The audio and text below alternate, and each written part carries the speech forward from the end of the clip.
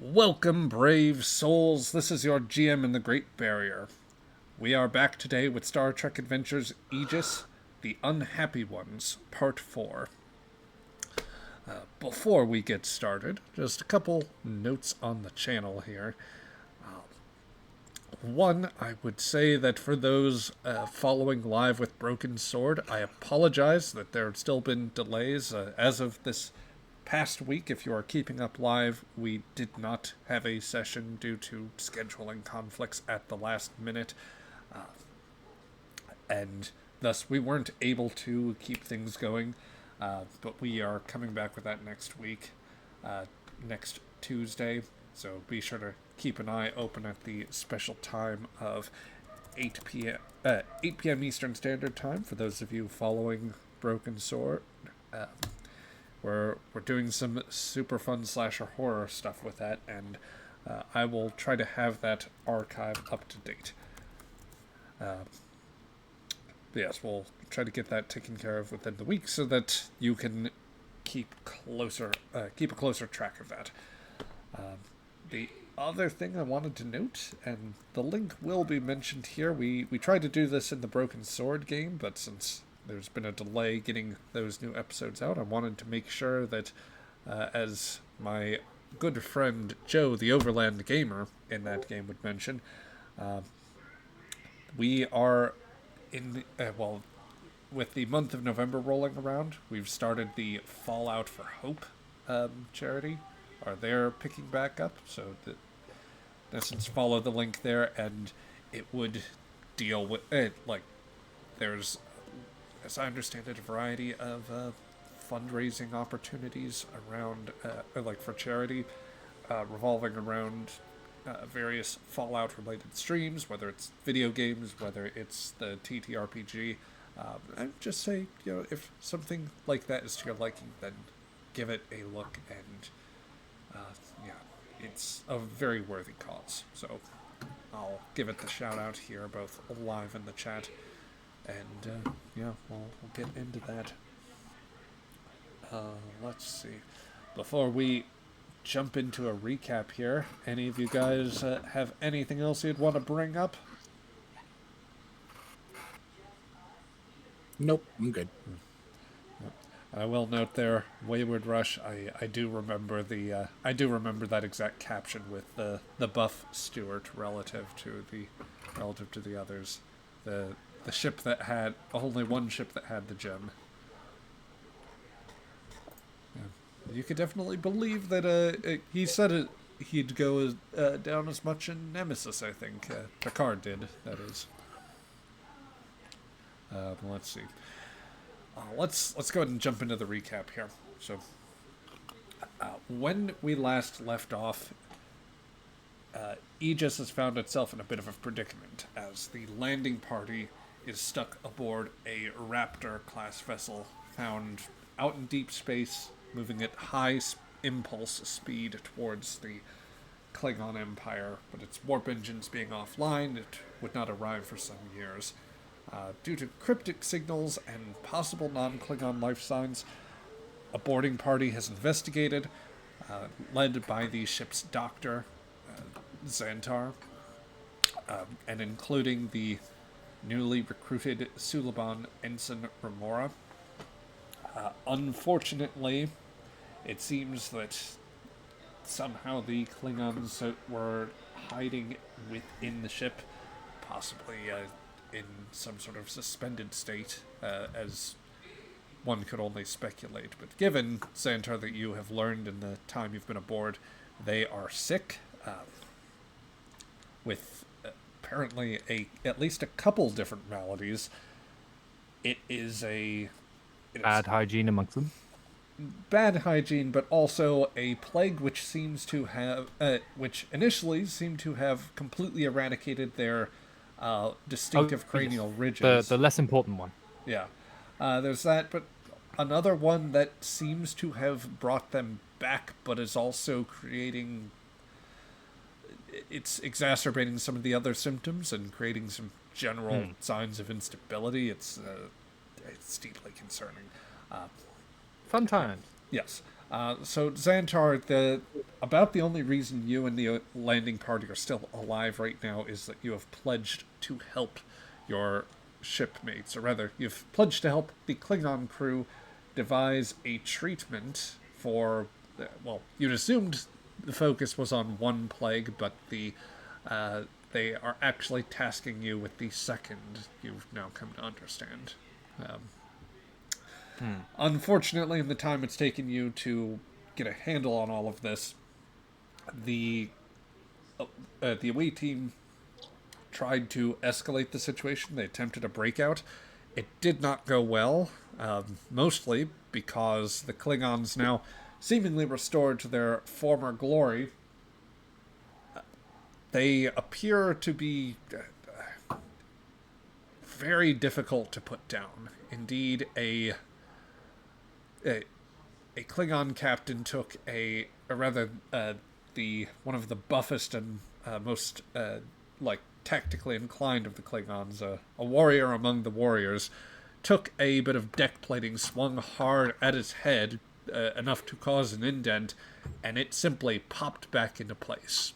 These people seem virtually immune to any sort of physical damage that you would throw at them, which is extremely concerning.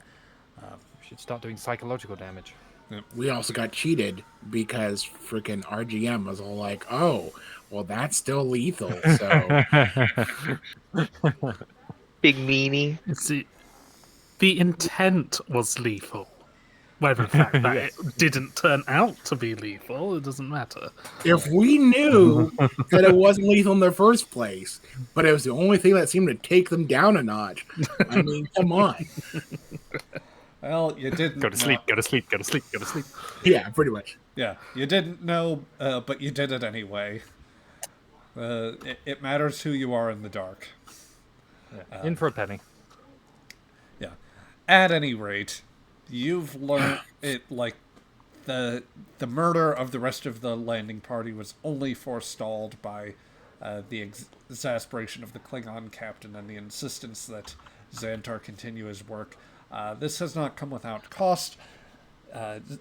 Remora, you were talked into holding off lest the rest of the away team be subjected to gruesome murder, and you've been brought up to the sickbay where you see Xantar for the first time, and when we had left off, the Klingon named Kurlesh, whom you were fighting against, has volunteered you for apparently medical experimentation in order to tackle this virus. You've learned, all of you have learned at this point, that everyone who has removed or had a damaged EV suit, which does include Xantar and Remora, you have all been exposed to an airborne virus. That is to say, the second plague, the more exquisite one that you have had to confront Xantar. So that leaves you in a very difficult situation.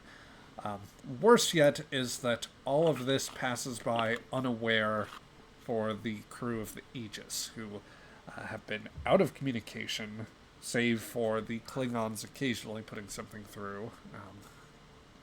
But it leaves them in a bit of a predicament. So we will start this session with the Aegis presently over the port quarter of the vessels, staring them down, but knowing that at this point any action would be relatively difficult. It is something that needs sore discussion. I think at this point we would have, let's see, at the very, I guess the question would be, do you guys want to try and workshop ideas to rescue the crew, or discuss the merits of that on the bridge? Would you prefer to go back to the camp? I think the merits on the bridge. Just trying to more or less workshop of where to go from here. Yeah. I will say that while Romanov is restricted to light duty, if you are so inclined, Brian, then we could bring her into the scene as well. She's been keeping herself busy, but she would want in on this meeting, just patched in from sick bay. Gotcha. I mean, you have relative mobility around the ship. You're basically you've got like a cane or we're crutches. just preventing you from hard work. Is very much any heavy work is not happening. Yeah, and that gets to her, so she'd be glad to show up. Anything. Okay, well let's go in media res with the scene. Also, Brian or somebody's breathing a little heavy into their mic. Sorry, I'll make sure that's not me, and I'll keep an eye here. I'm not on my headset. Yeah, maybe I don't know. We'll keep an eye on things and try to adjust as we go. But yeah, let's pick up there as some of the officers are keeping an eye on this Klingon vessel floating in front of you in deep space. Justice is, I'd say, particularly trying to keep just maintain an even keel with the ship's thrusters and impulse engines. Crichton has been a bit busy with other work, though he is still listening in. Melnyuk, who is glancing at the sensors occasionally, is probably the one person most involved on the NPC end. So I'll have her just start off by rattling off the situation for the bridge, a little expository dialogue. It's like, well, their warp drive may still be out, Captain, but otherwise, I've gone over the sensors once. I've gone over them again. It still looks pretty functional. Otherwise, she's got those deflector shields that all Klingon ships seem to possess, and it looks like her, such that I can get a scan through them. It looks as though her weapons are charged and impulse engines and thrusters, like they've got otherwise full propulsion. I'm sure they could do all sorts of nasty things and dance around us, probably. I don't know Klingon ships. I barely know most starship identification.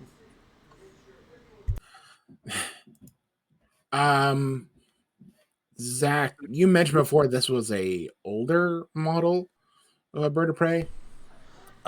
It's actually it's a raptor as opposed to a bird of prey. Yeah, so sorry, I would say that the design, if I've got my history right, is closer to at this point. It might be 10 or 20 years old. It's so it might older, honestly but be not obsolete, just older. Yeah. Like that. Well, I mean, the class. It's not going to be obsolete compared to a Daedalus class. No, sure, but I'm talking about just like compared to modern Raptors. Well, let me double check the actual going off the Klingon core rule book that Modiphius has put out. It's not brain snaking you right off the shipyard. I will say that like yours. Okay, so all right. I just had to double check that. Raptor class vessels, as far as the Klingon core rulebook are concerned, first entered service in the mid 2140s. So design wise, the ships are generally newer than the Daedalus class vessel, which launched earlier in that decade, or were officially commissioned in that time. The Daedalus class has obviously just become rapidly outpaced as new developments and design philosophies take over in Starfleet. But the Raptors in general would be a newer ship than the Aegis. As far as the relative age of this one, it's difficult to say. Your sensors, while advanced, are very broad spectrum and don't have wouldn't be able to definitively say what the situation with the Klingon ship is. You would probably know. We have very finite sensors.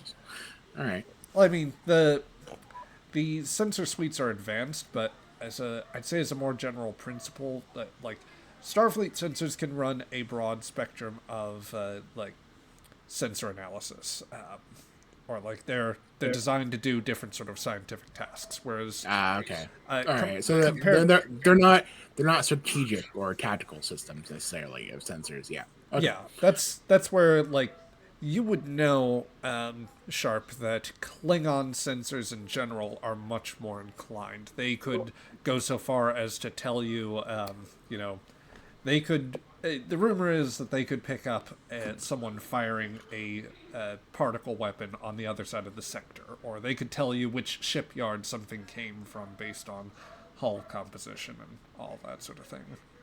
Okay. As the other person in Sharp's head, who was a big TOS nerd. That's exactly And what you know. That's like where it okay. comes from. Okay. I was like wondering, like, were Raptors around during the TOS period? Like, would I know much details about that? But probably not. Okay. Relatively.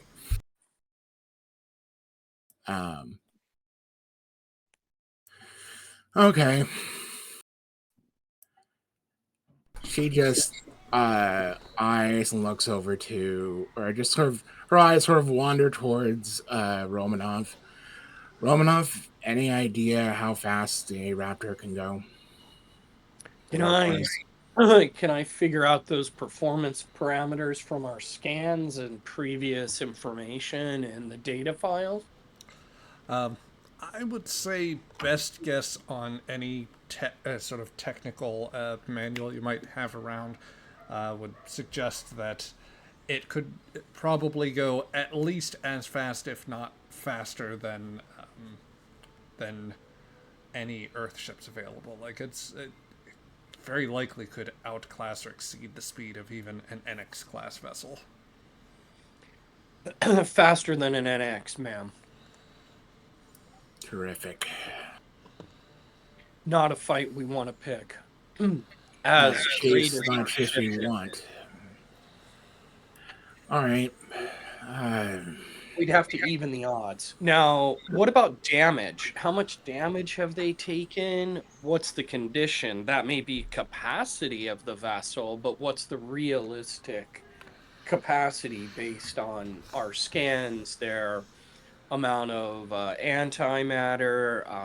No, we don't know what their antimatter is. Have we gotten any? We're going to get that thick into their hole. I know that much. Okay, so we haven't gotten those kind of detailed scans. Yeah. That was the sort of thing the landing party could have figured out, but yeah, they were, when they restarted main power, everything went to hell. Yeah. Any idea, Romanov, of their startup time to get into warp? Yeah, can I figure that out? Romanov, I think that from what she's told you, I should correct and say the warp engines do appear to be damaged, so they likely can't. Oh, okay. I thought they were whole. Sorry. No, I was like, shoot. Okay. Yeah, I was saying that. What I was saying at the top was that they are mostly functional. The damage that we specified from the beginning of the session is that there appears to be some bits of carbon scoring around parts of the hull, nothing that has caused a breach, however.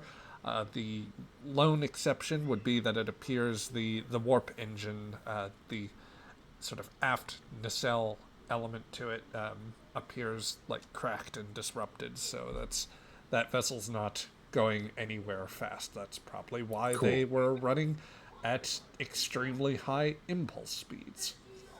Yeah. Yeah. Makes sense. Yeah. So yeah. All right. Well, options. Quick question. How much does Shira know about Klingon ship design choices, like weapons placements? Because I know Klingons generally like their weapons facing forward, with very little on the rear. But does Shira know much about that? I think that as a tactical officer in the Guard, he would know a fair amount about like vessels that about Klingon vessels that you might encounter as a raider. That coming from a smaller cruiser like you did, that is honestly something that was drilled in for any likely adversary. If it comes to a fight, we should drop in behind them and try to avoid their forward arc. That's where most of their weapons will be trained. True, but Raptors have a good maneuverability. We wouldn't have that advantage for very long. So their damage is to their warp drive, but their maneuverability is intact, right? No external. I'll look at visual. Do they have any damage to their external thrusters and impulse drive? Thrusters and impulse appear to be functioning normally. So I'll say, yes, ma'am. The thrusters and impulse appear fine. That means they can pivot and move quickly to realign shots.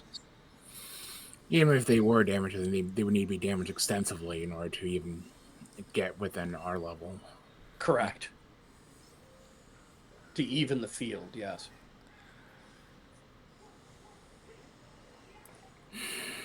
She just kind of eyes the display, the screen. Okay. Do we have any more of those? Sorry.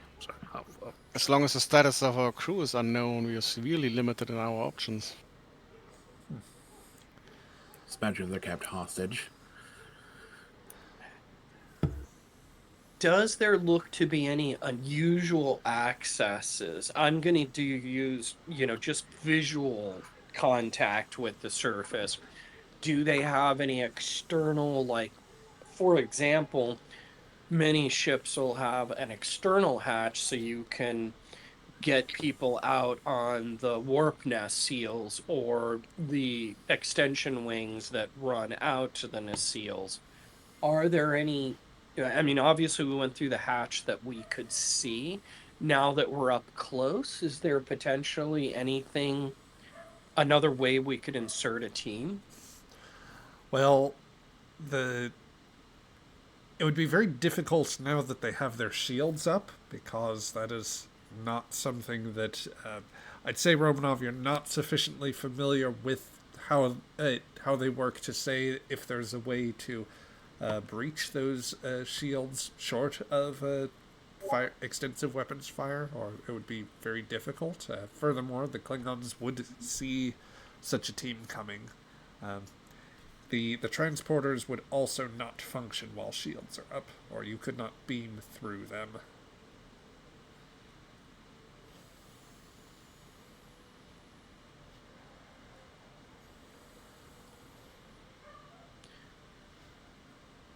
You were saying there, Craig, a moment ago? I was wondering if we still had any of those, what were they called? Caltrops? Those little mine things that we used last season. We dumped a load in front of the Vulcan ship. Yeah. That's fun. I think that...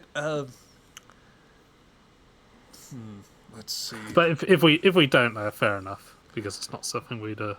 If you want to buy the advantage, Craig, then I could say that somewhere prepared earlier in the season, or that you had some ready before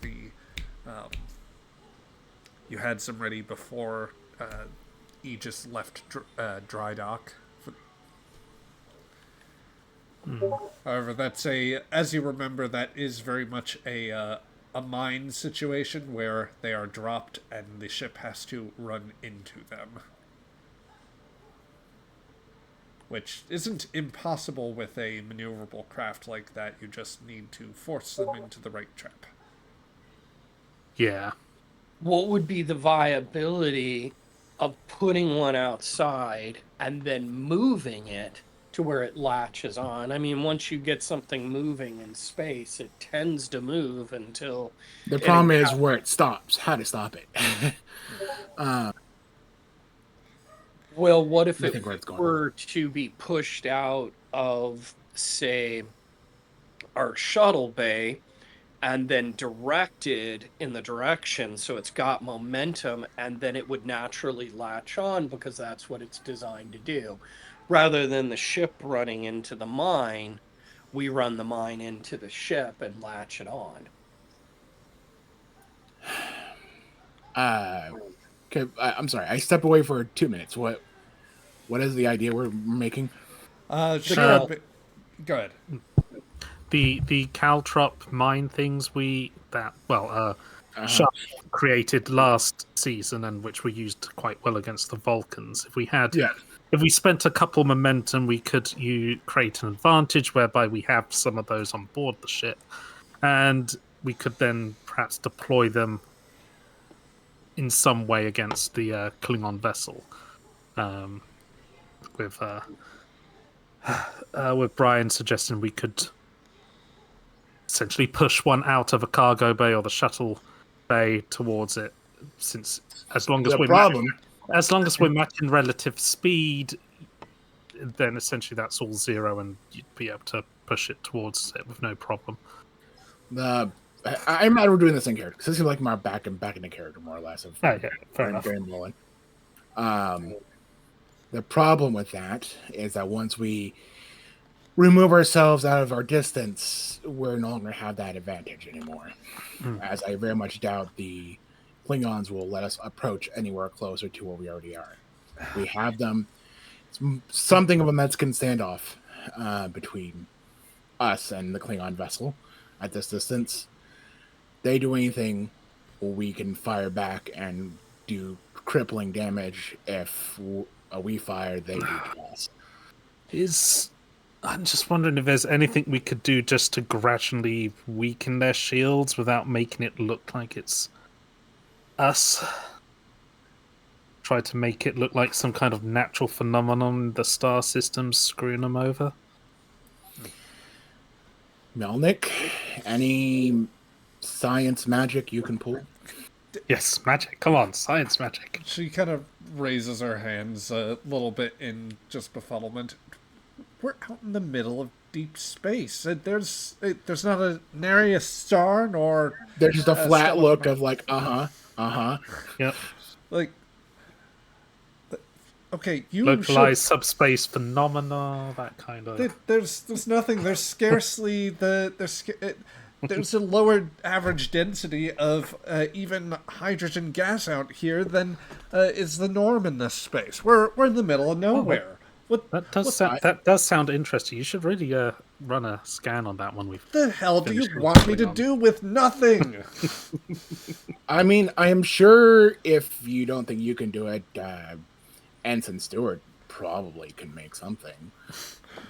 In the recesses of the ship, as Stewart is trying to enjoy a peaceful lunch, she feels the sudden shudder of someone about to demand an impossible thing of her.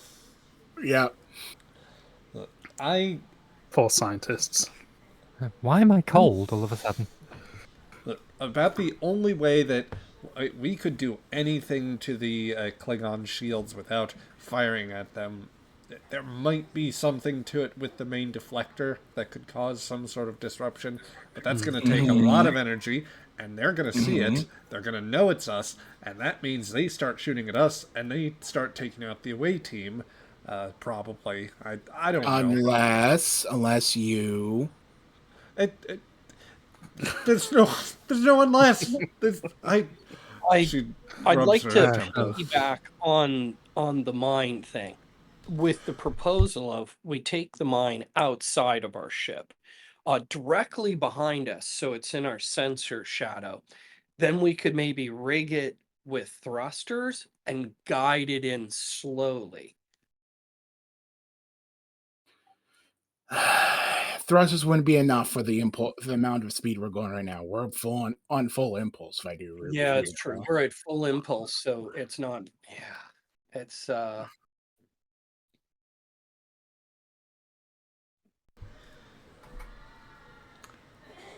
right, you had a minute. Mjolnir, any ideas? Honestly, I have questions. All right.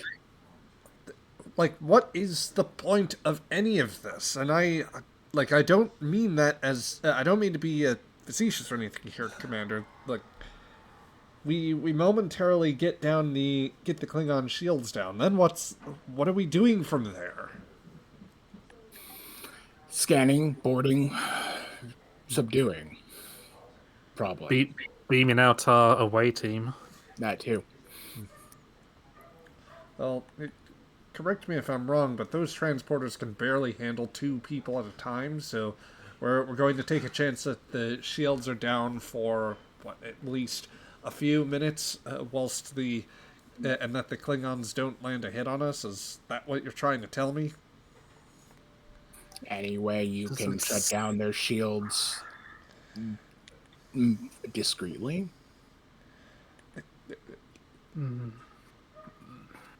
That frown says no, and to stop asking. All right.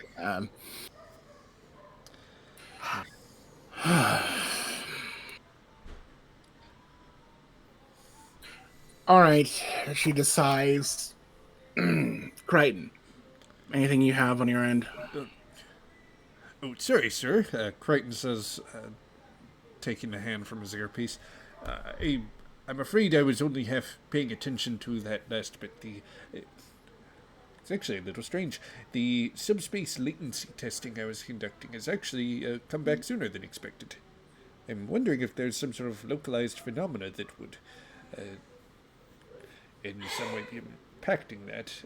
I can relay information to the science department, of course, on this. Sharp, via her other self, is thinking about any other phenomena. Any phenomena that would get in the way of old-fashioned. I'm going to say anyone that wants to run something on this, there would be an insight and science. Yeah. And I'm going to call the difficulty on this. I'll give you guys. You probably have a basic enough understanding of interstellar communication that this would probably only go. I'm going to keep it a difficulty 2 task. Tell you what. Cool. All right. And mine's a full-on 11. Let's go. Let's do this thing. I have nothing for that. Linguistics, maybe? Nope. Okay.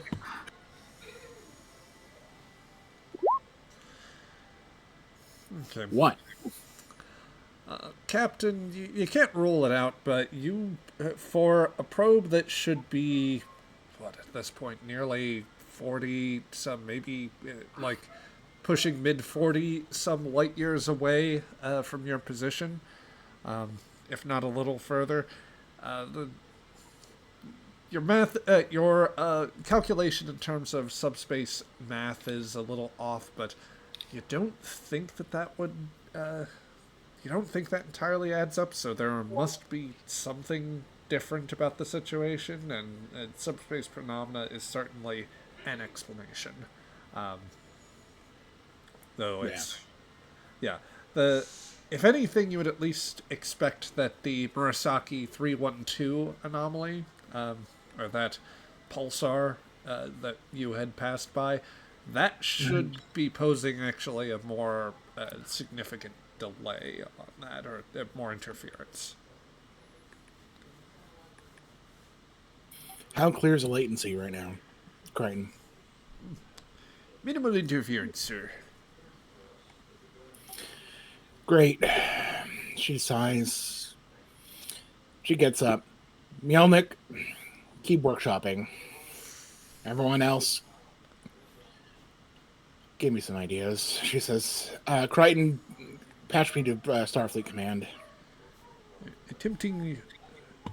In my ready room. Crichton will attempt to... I don't understand this, sir. I'm trying to raise them via the Echo probe, but it's not retransmitting for some reason. She was standing up and pauses. From our end or theirs? From there must be some error with the probe, as I'm sending the signal, and it should be relaying the transmission, but the probe itself, I'm guessing it maybe is having some difficulty. You know, we lost contact with it for a time. Now we've reestablished contact, and maybe it's not completely getting through if there is some sort of spatial anomaly. She looks to Romanov and Shira and Shira. Horn are also here as well. So if sorry, Shira. Sorry, I meant Romanov. I meant Horn. Romanov was on my head. She looks at Shira and Horn with a knowing if concerned look. Could just be a faulty comms device. Any signs that someone is interfering with the signal? It would be difficult. I'm not detecting any signs of interference. Honestly, I'm not entirely sure. I can try to send a command troubleshooting the probe and determine whether there's been some damage to it, but it would be difficult for me to tell if it's at such a long distance. Keep any command codes to strictly classified level. Can I take a look at like the communication protocols and see if I can recognize some kind of pattern that would suggest interference, like it bounces always in exactly the same time frame, or the interference is like reminiscent of what it's usually used in these cases, like with the technology available, etc., etc. Because Felix, I'm thinking it's either the Roman / whatever's controlling them, or the conservative isolationist side has managed to take over the government. Marcus, give me a. This will definitely be. I think insight would be the applicable attribute here. I'm debating since you're looking at the communication protocols and trying to assess the situation from your spook perspective. Let's go with security on this. Excellent. Can I argue for security systems or deception as a focus? One of those focuses definitely applies. I don't like how you phrased that. Should I buy a third die for that? Go for it. Also, also use the momentum I just got because of backup plans. Since I failed my roll. Oh yeah, so we briefly go up to 4 points of momentum because of the backup plans. Yeah, I spend it immediately. We expend that. Spend it. Spend extra. Yeah, let's see. Ooh. Okay, Marcus, I'm going to say that gets you back 2 points of momentum. Yay. So that will bring you up to a total of 5. Which you may draw your... Not that How many, did it happen? Oh, we have transcended the momentum. I think I might have typed 5 instead of 2 there, so oops. Fair enough. Marcus, you glance through the signals that Crichton has been sending out. What appears to be happening has mostly been routine technical signals sent to a probe. The error you've received back when Crichton tried to send a signal back along to the subspace relay suggests that it is suspicious, or it's very unusual that the probe hasn't done this. And start recounting in your mind the probe that you had. This probe has been supposedly inoperable for an extensive period of time when you were on course back from the when you were on course initially towards the Klingon Empire and wound up and the binary star system that you wound up visiting, that it has suddenly reappeared, and that it is doing so with much lower subspace latency, suggesting, it suggests one thing with that particular point, a couple options. The relay would either need to, one, be somehow benefiting from some unusual confluence of scientific mumbo-jumbo, some sort of spatial anomaly, or it simply somehow is much, much closer to Aegis than you had left it. Oh, god damn it. It's out of range. Is it moving? You cannot discern that. You only know that the signal you are getting suggests that it is that the latency is somewhat lower. It's not giving you a precise positional fix. No, also like from the logs that we have, the latency doesn't really change, so it's like it stays in one place, like at least for the short amount of time we can take a wild guess at that. Yeah, for the time that you've been signaling, the latency has latency is presently remaining the same at the moment. But I'm not entirely sure about the science behind it, but I don't think these probes are supposed to move, right? Looks to Romanov and Melnik. No, you usually want a communication device at a stable Lagrange point so that directed signals with lesser power have a better chance of being received. Right, Zach? Unless I'm misinterpreting. Melnyuk answers in my place. Of course, yeah. I mean, why would you why would anyone want to move a communication buoy? Well, this one has moved. Sharp just sort of rubs the bridge of her nose. So we're disconnected.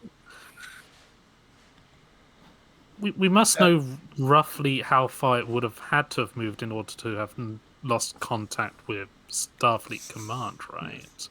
So, I can work this out here, sir. I'd say, if I were reading this latency right, I'd say that it's less than half the distance if I'm getting the readout properly. That would be the expected traversal time. So closer to, it's like less than half closer to us than it should be. It's if it would move, but the probes don't move. Someone's picked it up and stuck it on the back of their starship and is coming this way. I mean, best case scenario is something moved the probe and we simply have lost connection to Starfleet. Worst case scenario is someone has hijacked the probe. Crichton, can you test the ping and see if the latency is slowly, incrementally getting better? I will try re-verifying subspace latency on ping. Make it as subtle as possible. Try and make it come off as simple background noise, if need be. I don't want to give another ping to whoever's holding it, if they are holding it. All right. Crichton will attempt to do exactly that with, in this case, I'll just give him a quick roll. So let's go reason plus engineering.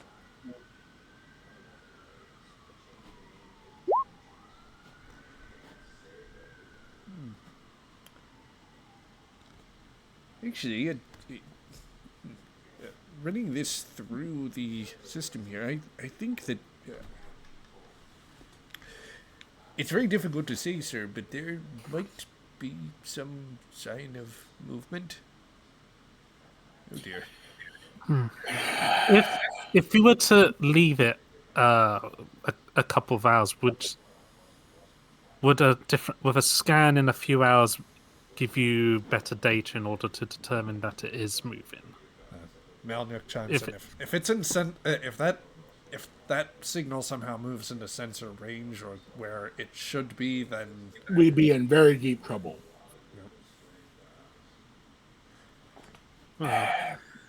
Crichton, can you give a kill command? Oh, Tracer.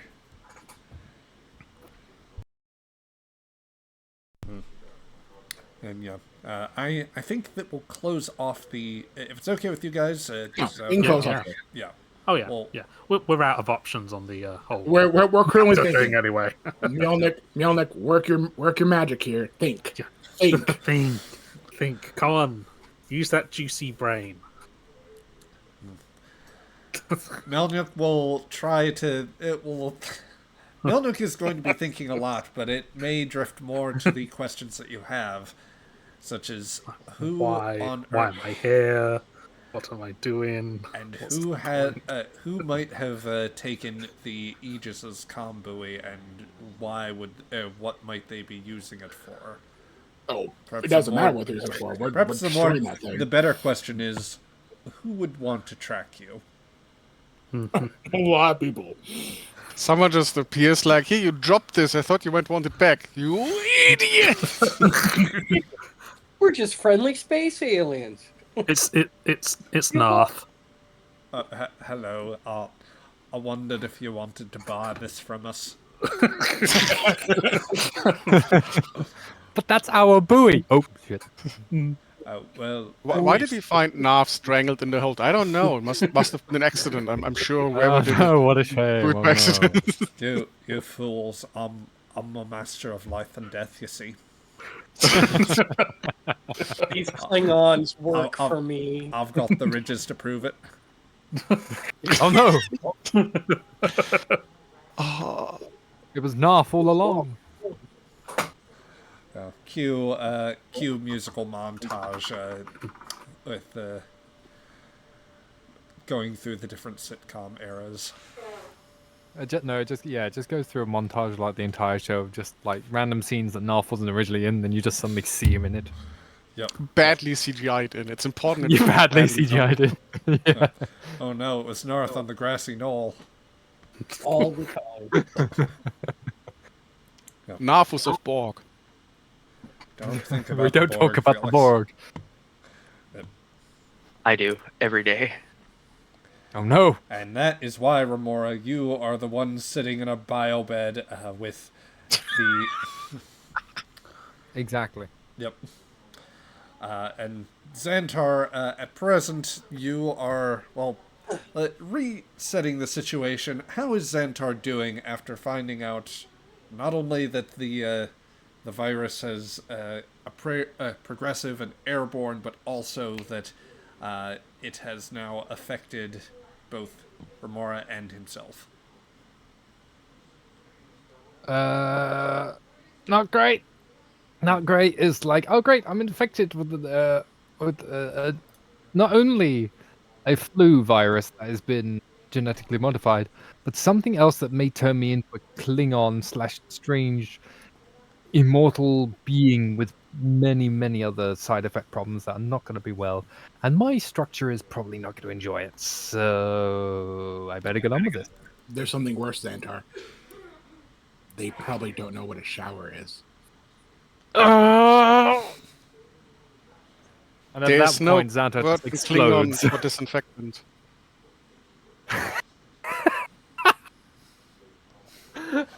I thought that would be alcohol, but instead of like pouring it on the wound, they just drink it and be like, "I'm done." Zach, I basically. have a technical question. Go ahead.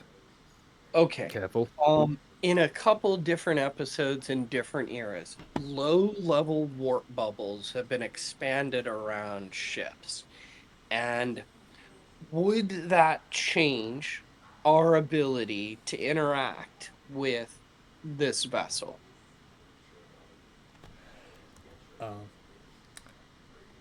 I mean, you could extend the ship's warp bubble briefly around it, but I mean, And then we get shot, and then it becomes bad. Yeah, that's the big issue is detection. You know, But if it was very low level, would that give us any edge in trying to... I don't think there's any low level of warp field. I mean, I don't know what I don't. I can, my GM brain cannot take me so far as to see what the advantage of putting them in your warp bubble would do. Well, there's a seems to be a number of episodes where if either the warp bubbles are merged or there's a warp bubble around something, it's like now those two objects are moving together through space and ships have been able to interact. Now, Well, that I doesn't do solve know... the shield problem, I guess is the... Yeah, that doesn't solve the shield problem. Okay, dumb question. Just thought I'd ask it anyway. Perfectly fine. Thoughts in Romanov's head. Yep. Well, while Romanov is thinking of this, Xantar is undoubtedly thinking of quite a lot of things with his own situation. The same questions I imagine as Melnuk. What have I done? What's happening? Why am I here? Who am I? Why am I here? What is the meaning of the universe? They probably think washing their hands is just using saliva. Spit wash. The ship's medic, Carrick, approaches and says, "Doctor, we must continue assessing the samples and devise treatment. Yes. Near as I can tell, broad spectrum treatments were not effective. That was first thing that our doctor tried." That would have been useful to know at the beginning, but that's fine. We can try it another way. See how this works. He'll go over to Remora to get a sample off of him for now. Yep. Remora, how are you doing with the knowledge of how you've been afflicted? Well, at first he wasn't very happy about it because diseases are bad. But now that he knows that he might have a chance to save a bunch of Klingon families, he's perfectly fine that he was the one that contracted it.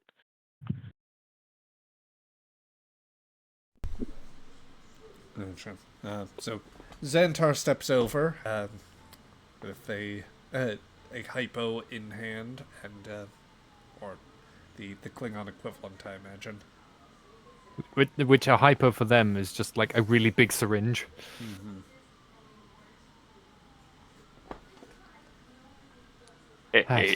Hey, Doc, that doesn't look very safe. That's a big needle. Don't worry. I've sanitized it properly. It's gonna hurt, isn't it? Unfortunately, the Klingons don't believe in anesthetics much. All right, do it. We really need. Yep. Right. Whatever you do, don't move. Like he'll do a thing, but the moment just like, oh, look at that bulkhead. Yep. The what's your One, two, but Yeah, exactly. Yeah. What's your favorite color, Remora? Stick. Good old Doctor Distract. Yep. It's yellow. That's fair. Yeah. So, Xantar, you extract the sample. So yeah, do I need to make a roll for this, Zach? Or? Let's give this a reason plus medicine roll as you take it over to be analyzed. Fair. No. Now I'll do. Okay, so that is 2 successes. I'm going to say with the work you've done, that's enough to tell you a little bit, and Excellent. We'll go so far as to say, I'll help establish some useful information. So, Xantar, as you can see, it seems as though only the latter of the 2 plagues, the one that seems to be more active here, is affecting Xantar. rather, is affecting Remora. It is also affecting you, Xantar, but you're not the focus of this. Stay on task. Stay on target. Yep. As you run this through the Klingons' medical computer, or like the medical devices that they have, you can see that the virus is working just as effectively on Remora's Suliban DNA. As a matter of fact, it's a little more disturbing that how it's working there. A very brief recap or like explanation for the layman, which of course, Xantar, you are not. You know all of this already, but Naturally, if somebody wasn't quite as understanding, silly virus, thought, really. yeah, viruses are basically genetic code that have proteins attached to it and that have like a sort of coating around them in order to protect the genetic material, because they are fundamentally different from life as we understand it in many ways. They cannot recreate themselves amongst themselves. What they have to do is they have to basically infiltrate our cells and convince our own cells or other biological organisms to replicate the virus for them. So the way they do that, the protein... there's I think it's a spike protein would be the phrase, but it connects into the cell. It uses like receptors that other cells would use to interact with each other anyway, and it infiltrates using those. It infiltrates using those proteins, inserts its hostile genetic code, and then just propagates until the virus completely overwhelms the cell, causes it, destroys it, and spreads more of the virus out from that. It's an insidious thing, and it's a terrible thing you have dealt with many times. As such, Xantar, you know that the treatment for this, for an antiviral sort of antiviral measures, a lot of that comes down to vaccines, if you can get to that first, because that basically trains the body to not listen to the virus's genetic code. Like, cells can respond to that if they haven't already been infected. Absent that, the basic idea is you can either try to train the cells. If somebody's infected, you can try to help train them to try to block that code. That gets a little more difficult. More often, an antiviral drug will basically block the protein that links into the cell. Basically try to do that. Think of it as like a sort of specialized key sort of thing.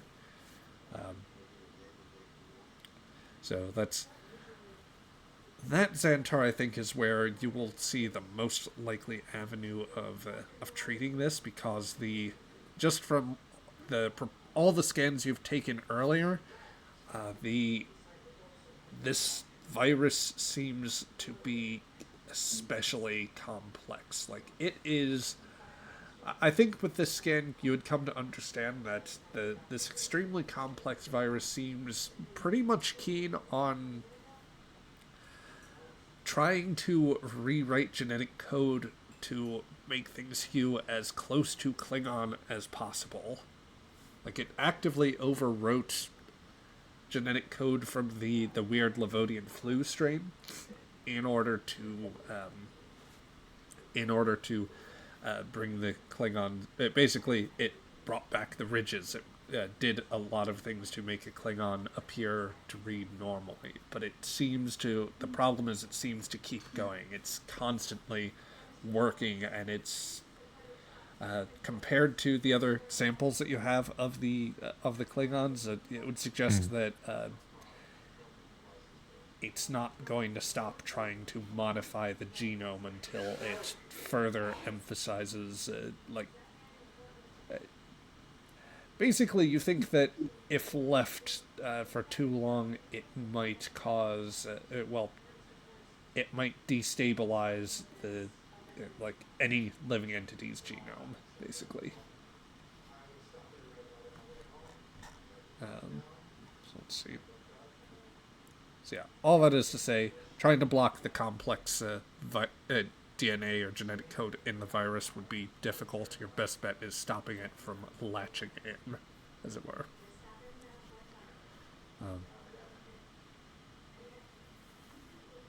So let's see here. Just for point of for the sake of making sure that everything's all clear there, because I know I threw a lot at you, Pete. Any questions you would want to clarify on? And I will say, if you want to throw anything else out, like some of it can be obtained with momentum, or you can obtain information with momentum. You can also, if it's like points of clarification, I may just give you some of those for free. No, I'm okay for the moment, but the virus that seems to be targeting them, that's basically just making this thing worse. Again, you said that before, it seemed familiar to me. Is there any chance I could become, working on it now, would it become more familiar to me a bit more? Would I recognize it better? That I will ask you to expend the point of momentum to obtain information. I would like to do so, if no one else minds. I see we have a decent pool, at least, so... Yeah, go ahead. Yep. Go ahead. Pete, just to... so Xantar, in order to get a sense of things, you found, among the information that didn't exist, there was some... there wasn't much from this stage of the illness.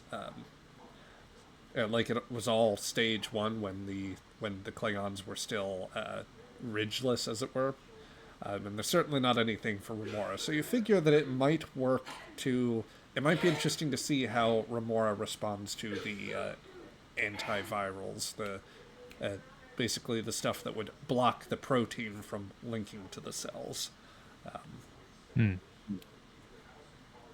So that I'll give you that as the sort of train of thought there if you want to engage with them.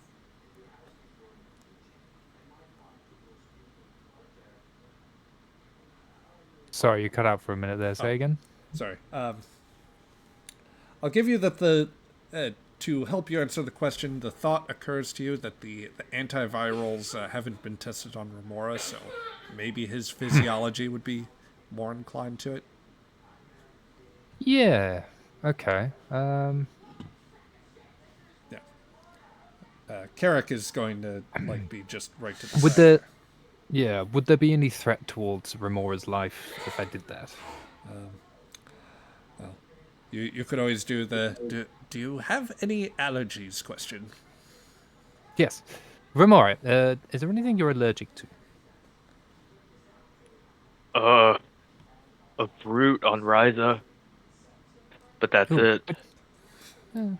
Which fruit is that? With metaphysically.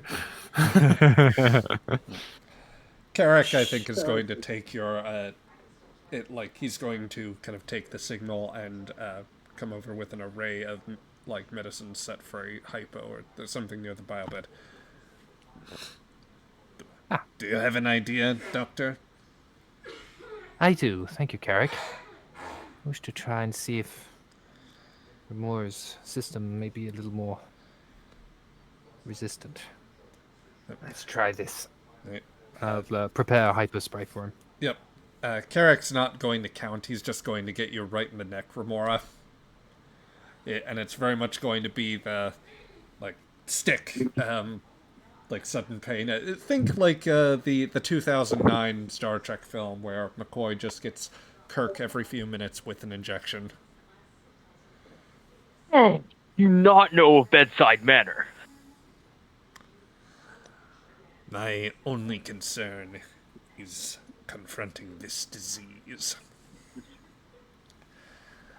Don't gotta be mean about it. Xantar, as you look through, as you run your scans and watch how the virus, or how the antiviral's set to work, you see that you manage to pull signs of the antivirals trying to engage with the cells, and that as the virus engages with them, you observe something you have not seen in a long time, but you've most definitely seen it. The protein, as it approaches the cell, it seems for a moment that the antiretrovirals, the antiviral medicine seems to be blocking the proteins effectively. Mm-hmm. The virus adapts almost immediately, or the protein structure adjusts in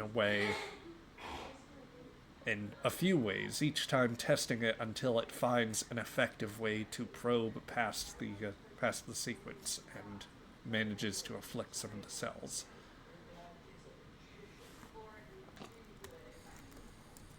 It's adaptable. Highly adaptable.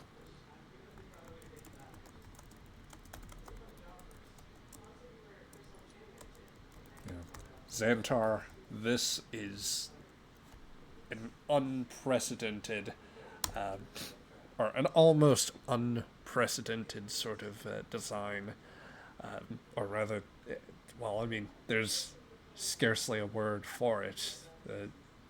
This isn't something that you would expect a viral agent to be able to handle, or at least you would have thought that it could be ruled out completely if you had not had more than some passing familiarity.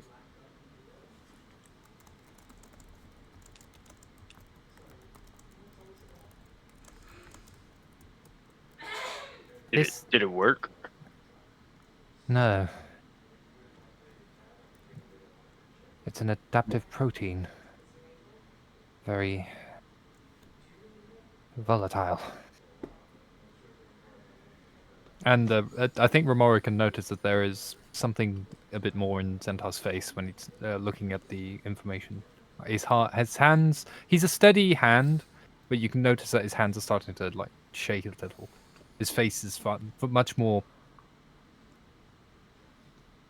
furious, almost. Hey, Doc, listen. It's just a roadblock.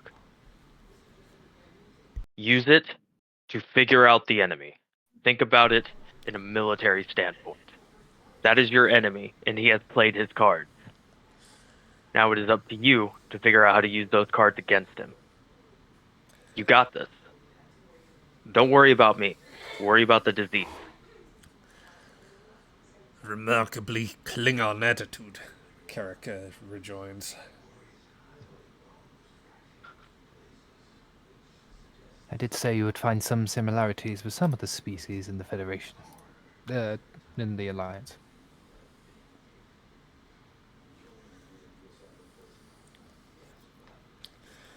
Yes, I'd like. Go ahead. I'd like to think that warriors have a lot of the same similarities of people who are just living every day to survive. We're each doing battle.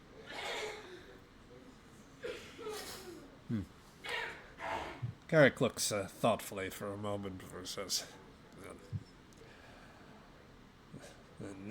"This battle is one we must win for all our sakes.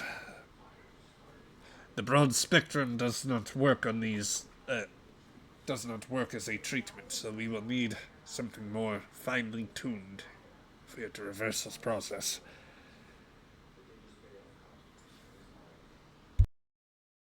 I have a weird question. Go ahead. If it's gonna adapt and just kind of beat whatever cure we have, is there any way we could make it instead of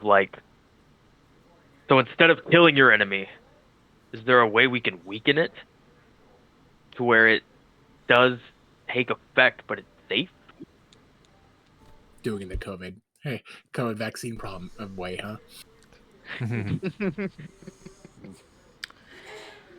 We would make it harmless.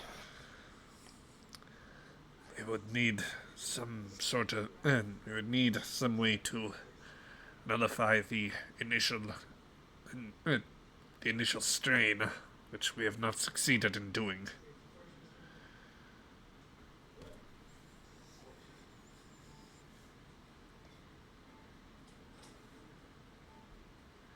But surely we can find some. Carrick leans against the side of the room, as like his balance slightly going out.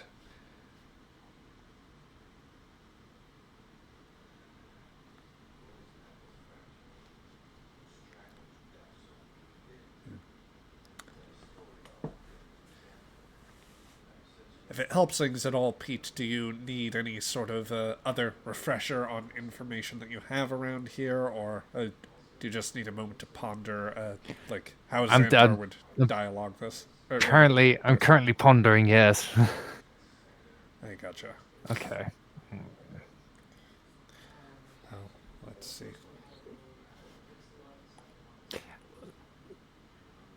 Xantar would know that certain cancers have to be killed with certain forms of radiation. Is it possible to use that kind of technique on the virus?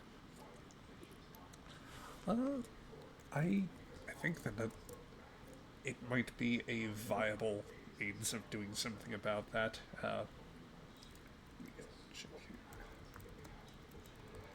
I would be certainly willing to. I'd be willing to trek no babble your way into saying that that might be viable. I wouldn't mind trying. I'm hoping that the medbay has some form of device that I can use.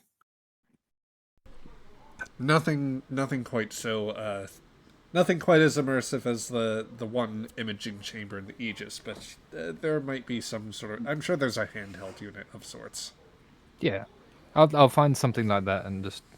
I'll first test it on like the samples that I have instead of using it immediately on Remora, just in case. Yep.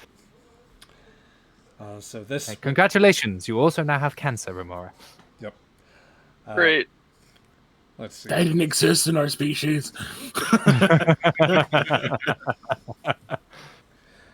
So Xantar, you walk over and start testing this once Carrick presents you with a proper tool himself, as he struggles to get things taken care of.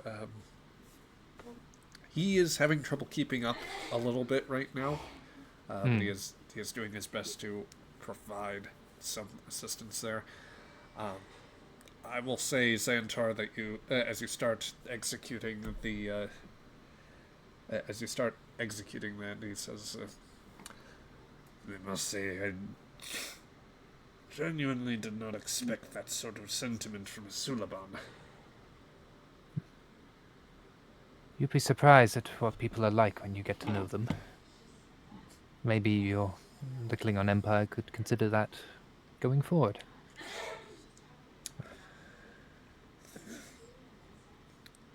I doubt very much the Empire will decide. The rest of you have too much to surprise us with. Well, maybe some useful information.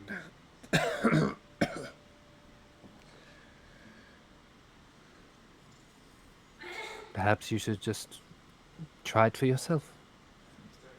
Experience it yourself and see how it takes you. Carrick, I do have something I need to ask, and I ask that you be as honest as you can be. Where did your doctor or captain get a hold of this virus?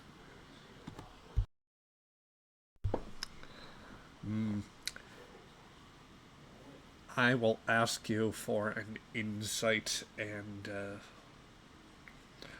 I'll allow medicine since that's applicable. Command would be my first inclination, but I do actually have a thing that I can replace use my medicine discipline instead of command. I have that as a talent. It's called Doctor's Orders.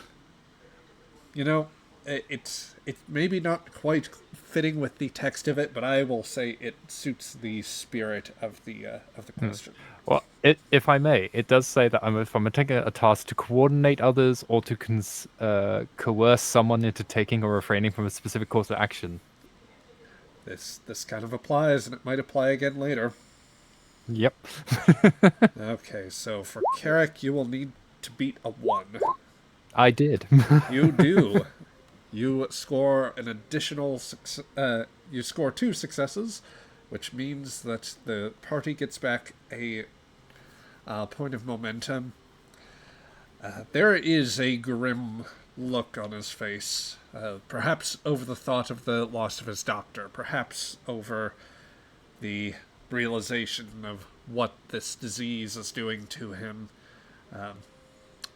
but also undoubtedly as his eyes glance toward the door to the sealed door on the left side of the sickbay, knowing what he's very likely much more aware of the answer than he is let on, or there's whatever secret this came of. He probably knows something about it.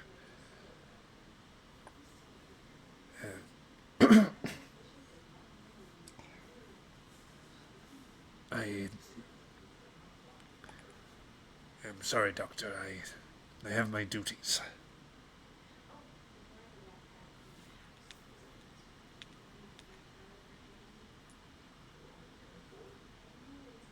You remember when I talked about my parents, Carrick?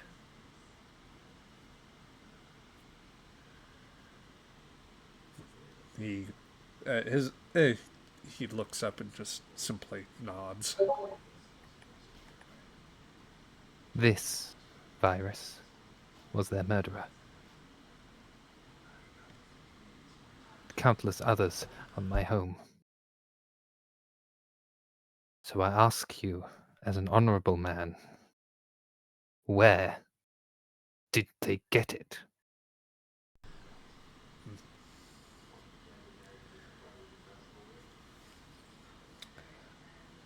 Carrick regards you and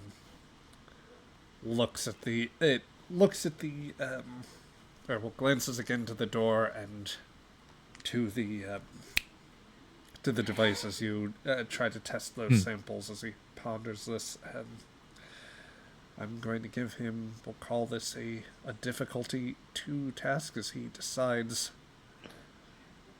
if he succeeds, then he will try to hold out a bit more. He just something in Carrick's mind, his face shifts a bit, perhaps the slight bit of disdain towards what has happened, and something that he starts up and says,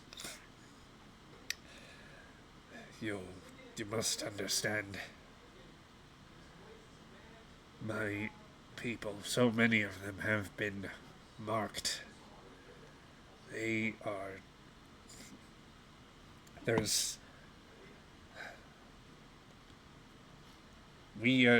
simply trying to use what tools we have available, and when we discovered this one, it was an opportunity that could not be ignored, not when it might restore our honor. The door behind him opens, and in, stepping through heavy footfalls to the deck plate, is Kurlesh. Xantar, the Klingon, seems somehow slightly broader, slightly taller than when you last saw him. Slightly more buffed, and his from his bare arms to his scowling face, glistening with sweat. His eyes very dark, welling around his face. I have come for a report.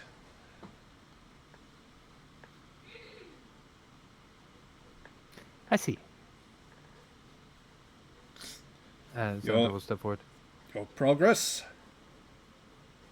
The virus is a very adaptable strain, so our initiatives to destroy it have been unsuccessful as it immediately adapts to the process. So I am attempting to use a new process for it.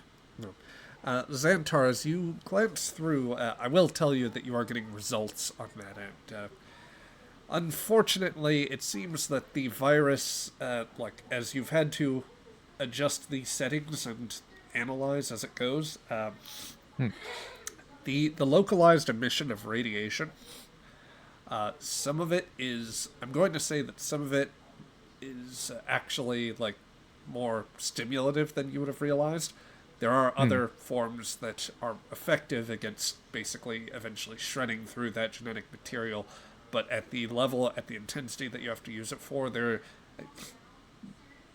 what you have on hand here is not precise enough to actually deal with that. You're not even sure the Aegis has sufficiently precise material. Basically, taking the radioactive approach here is going to not only disrupt the virus, but it's also going to do a lot of damage to these cells, such to where it is, the cure is. But we do have treatments against radiation poisoning and the like. Would I be able to use those to counter those effects to an extent that it would only be able to target the virus, and and everyone else's bodies would be able to resist it? It's less about the radiation. It seems like it seems more like it is so strong, so potent radiation that it shreds everything. Yeah. Yeah, I'm gonna defer to. I think Peter's kind of right on there with what I was thinking. It would be much less than a 50-50 chance if that even works. Is the way to think about it. Yeah, the question you're asking was more or less of, can you put a Band-Aid to a wood chip? That's fair. Yeah. So it has. Yeah. Go ahead.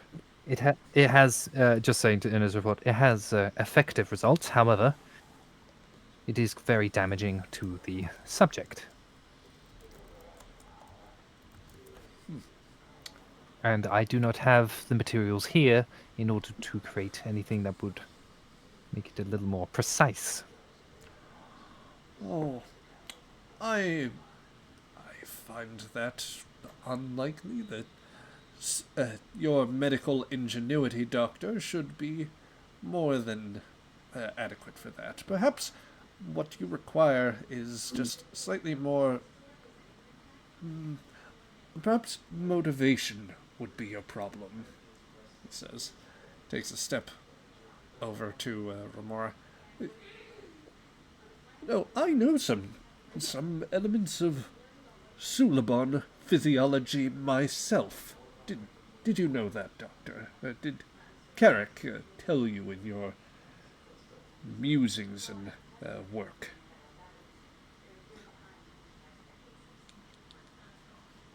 Can't say if it was ever brought up. Well, I happen to know, for example, that Suliban, as a general principle, their respiratory system contains 3 bronchial lobes. And, well, quite an effective way, he says, of causing them severe irritation. As he pulls out, picks up some of the hypos and starts messing with compounds. Suliban generally don't react well to the exposure of certain gases into their bloodstream. It tends to make things difficult. Allow me to explain, as he just jabs Remora straight in the arm. I'll rush over to the hypersprays to correctly create the antidote to it, if I can figure it out quick. Can I grab his arm? You can attempt to contest this. So let's make this a daring plus security. So I do want to say I'm gonna let him do it. I just want to grab his arm. Okay. So I can get a chance to speak to him face to face. Okay. He'll still resist. I just won't expend the threat to do so. But I'll treat this as a grapple. So you would be contesting. You'd have to beat a difficulty of 2.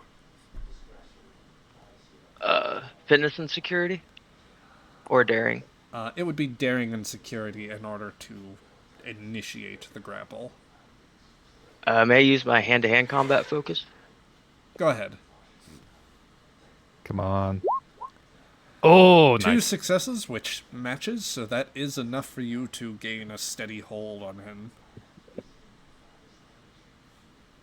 I don't care what you do to me.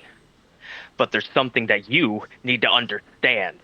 You're messing with hypersprays, you know something about medical. Do you think it's a really good idea to mess with somebody's body, mess with my immune system while we're trying to do tests? You stupid man! I care not, Sulaban. That so long as we discover the cure and we gain true victory over this, your sacrifices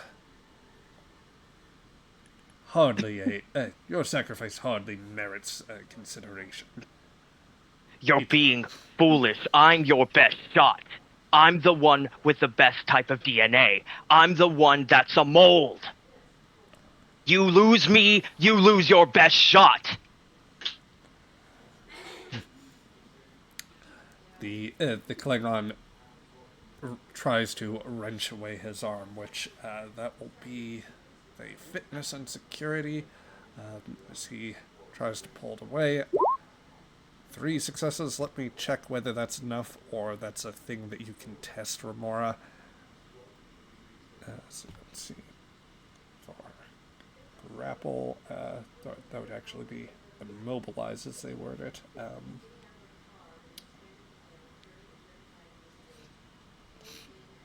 Okay, yeah, this is opposed fitness and security, so you can attempt to stop Kurlish from breaking out if you want to hold his attention.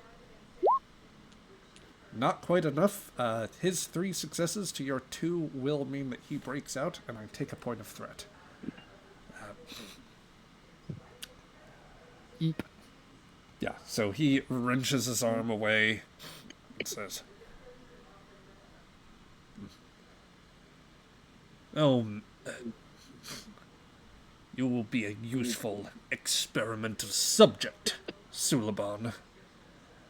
But I do know that those gases won't do so much to your to the rest of your cellular structure. You should still live for some time, and that you will only experience pain at that time." As Xantar is putting together the concoction, that perhaps your doctor will find sufficient motivation to keep up his work.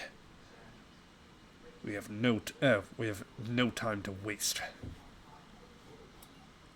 GM. Yeah. First off, Remora has backup plans, so we get an extra momentum. Oh yeah, thank you. And could I make a suggestion of an advantage for Remora and Xantar to enjoy, perhaps? Ooh, please do. Perhaps the captain comes in and disciplines this certain officer for interfering with something the captain, specifically herself, wants to get done well. I like that as an advantage.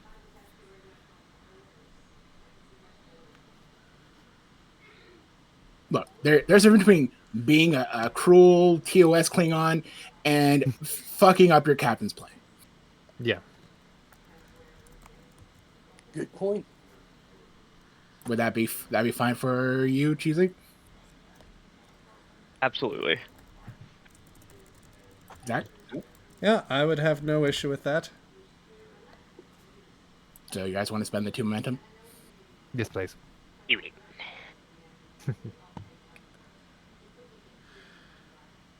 All right. All right. Yep. So, yep, with the dropping of 2 points of momentum, the door opens again. The captain strides through.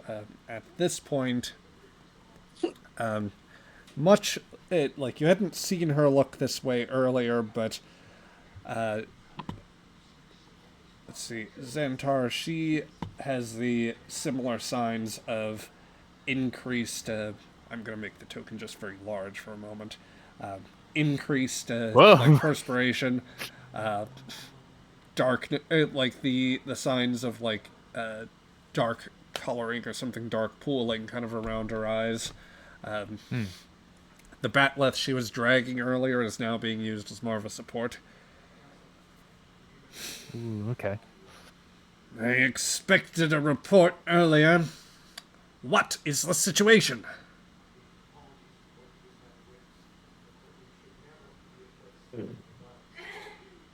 I cannot work when my work is being interfered with by this beast. Report to your captain. To which the Klingon turns and says, "We." She just rushes and like grabs him by the scruff of his shirt. It's like, "Hadebach, you fool! Do not test things unnecessarily. We do not have time for this. We do not have time for any of this. I agree. That is why they must be shown proper urgency, and they must understand their situation. We do not need this right now. I need you to think, to keep your mind clear for what is to come." And as she says this and tries to make, implores the captain, there is a chime over the intercom. The captain goes over and presses the button to acknowledge. "Bridge! Report!" The audio the reply comes in Klingon that you don't quite understand. Lee! Duj Furashan! Gosta! The captain looks slightly deflated as she leans into the wall panel a bit more. "Right, you go!"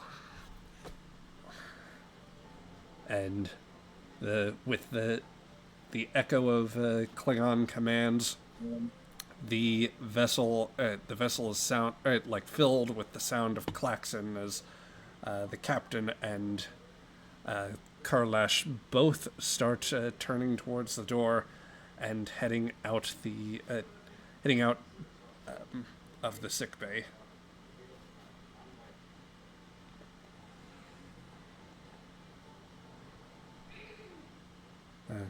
Carrick, for his part, looks and says, "We must hurry, Doctor." Yes. Yes, we should. Should probably ask what the host said, because I'm curious now. Might I ask, what is it the captain said to?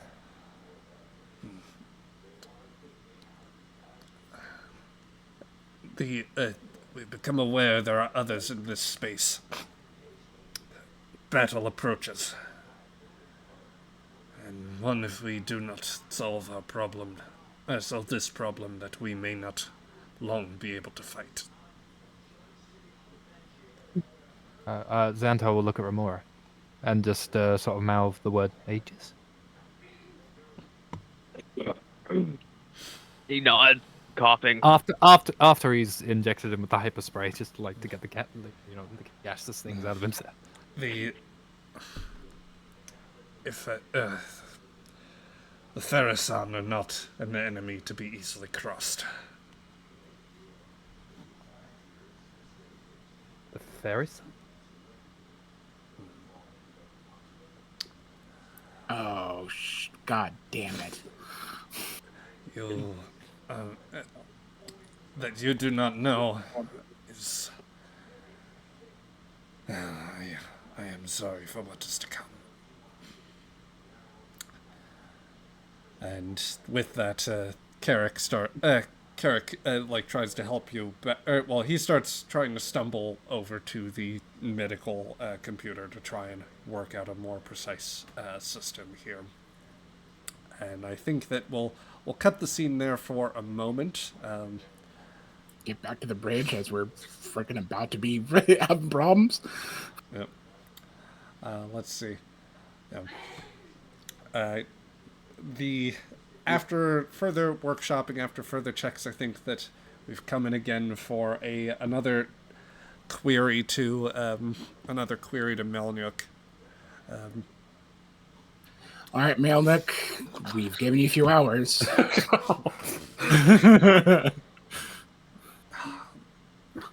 Look, would somebody? Could somebody roll the ship for me? Give me a sensors and science roll, just to help out a little bit. So I'm about to try a difficulty 4 roll here. Sensors and science. Melnyuk can use a value. Do we want to use a value on this? Yeah, caffeine and hatred will get you through any deadline. Excuse me, Steward uses value every single time. Nothing from the ship and a... Oh, God. Oh, well, Melnyuk has just drawn the narrative complication. Yay. Look, I've been trying to do this as effectively as possible. I'm trying to surreptitiously discern whether there's anything in their shields that might give us an in, anything, but I haven't been able to pick anything up. I'm throwing everything at it, and wait a minute. Captain, I'm picking up signs of residual Cherenkov radiation. A slight subspace disruption. Oh no, I've seen this before.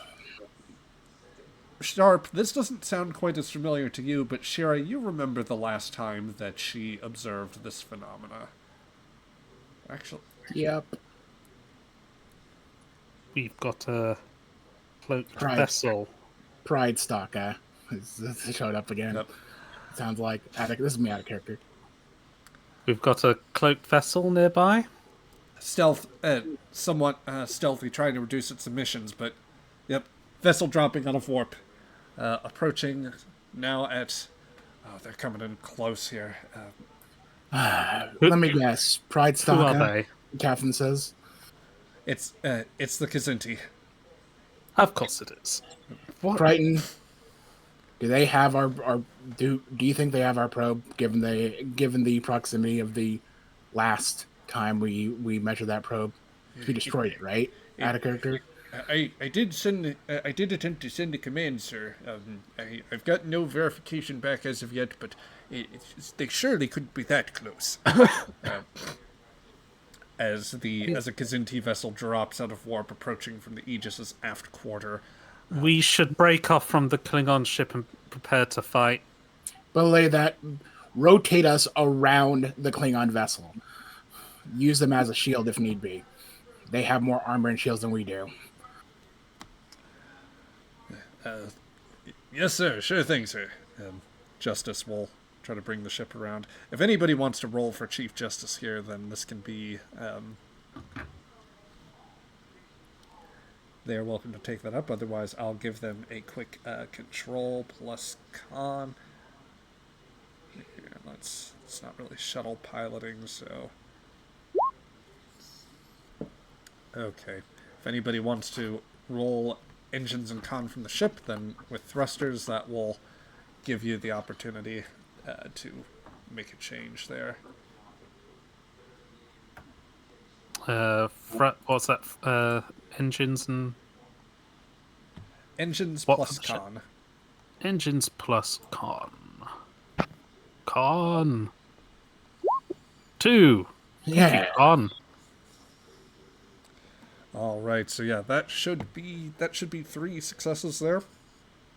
As Aegis moves aside, we'll transition. No, we're pivoting around. We're in our orbit around the Klingon vessel. Yep. I'm gonna go ahead and move us to the battle grid. Unfortunately, it might have put us right in front of the guns at the current moment. But hopefully, the Klingons are not stupid. They are very stupid. Fine. Yep. Klingons fight. Klingons shoot. Okay. See, ship to shoot. We shoot. Or they might just take Oh, the Klingon chance proverb. to take us out. You know that classification or size and classification of the Kzinti vessel? Same sort of cruiser that we encountered back at the binaries, Captain.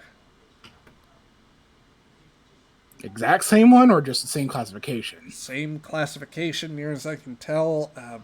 The last one, I think, That one was destroyed, last one at the binaries. yeah, apparently there's another one just like it out here. Good, good. Same pride colors?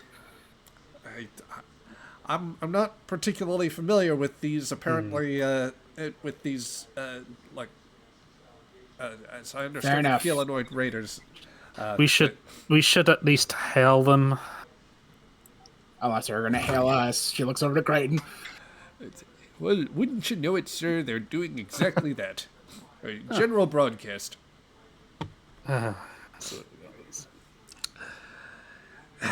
This. I serve on behalf of Pride Stucker. I am here to earn my name. I mean, to take the Grand Huntress. Oh, for God's sake. Glory to the heroes!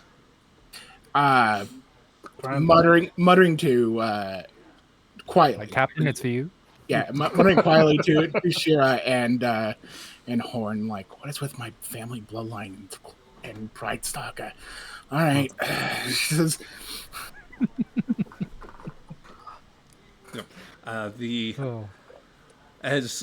you've gotten behind the Klingons at this point, Crichton will say it. Below the Klingons, like we were behind and back. Now we're Klingons between us and that. And sir, sir, the Raptor is hailing us. It's going to help them. They want to put them on. What? The moment that the audio line opens, there's the indignant voice. What nonsense have you Patachs gotten yourself into? Well, regardless of the start of it, you and I both know that Kzinti won't bother just hunting us. They see prey in front of us, they'll take advantage of it. And certainly that ship outclasses us both. Perhaps if we work together, given the fact that you need us and my crew as much as we need you, we can take care of our little outside interference.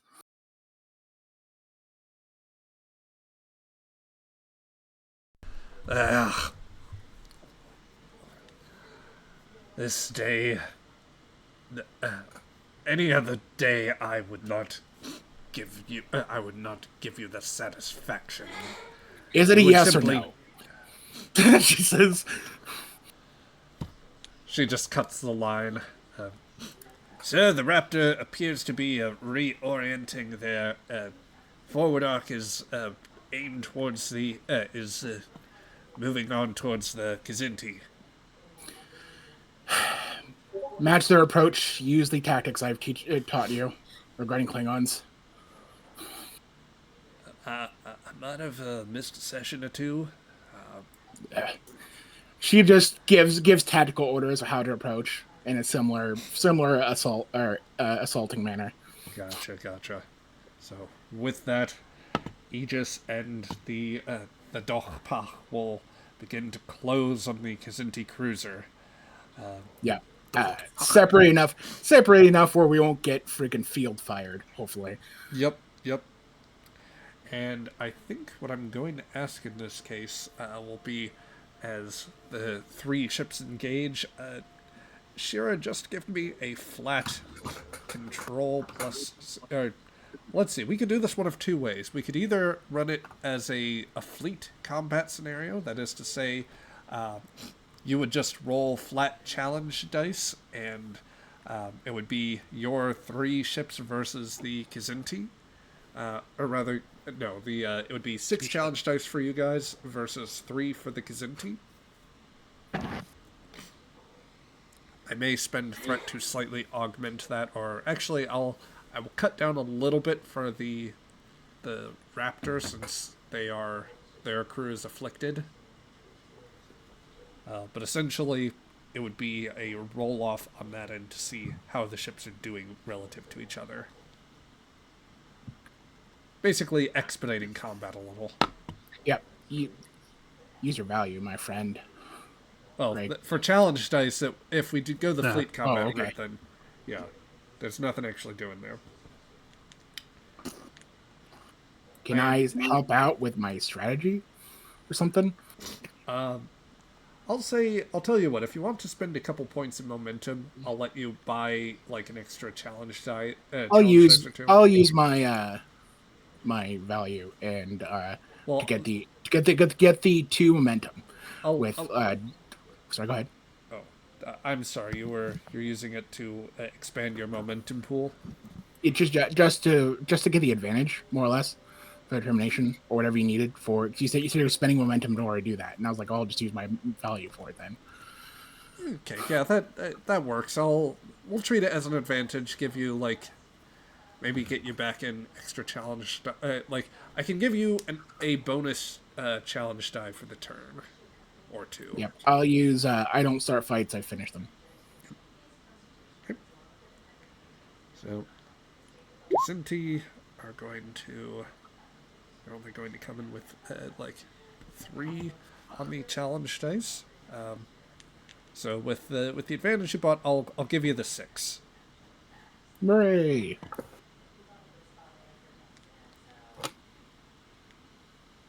Okay. Anyone who has the ship sheet up. Oh, okay. Sorry. 6 challenge dice. 6 challenge dice. 6 challenge dice. 6 challenge dice. 6 challenge dice. 3. Reroll. Spend a momentum. Let's reroll that. 'Cause that's terrible.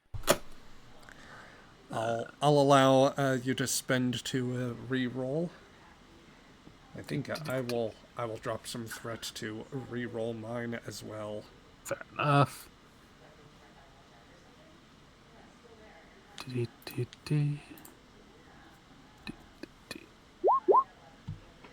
So I will gain an additional 3. 2, gain an additional 3. All right. That breaks the deadlock. Yep. So the 3 vessels will begin exchanging fire as Kzinti nukes and ionic pulses fly out. The Aegis and the Raptor, though not in perfect sync, do manage to at least maneuver well enough, to not cause too many problems to each other.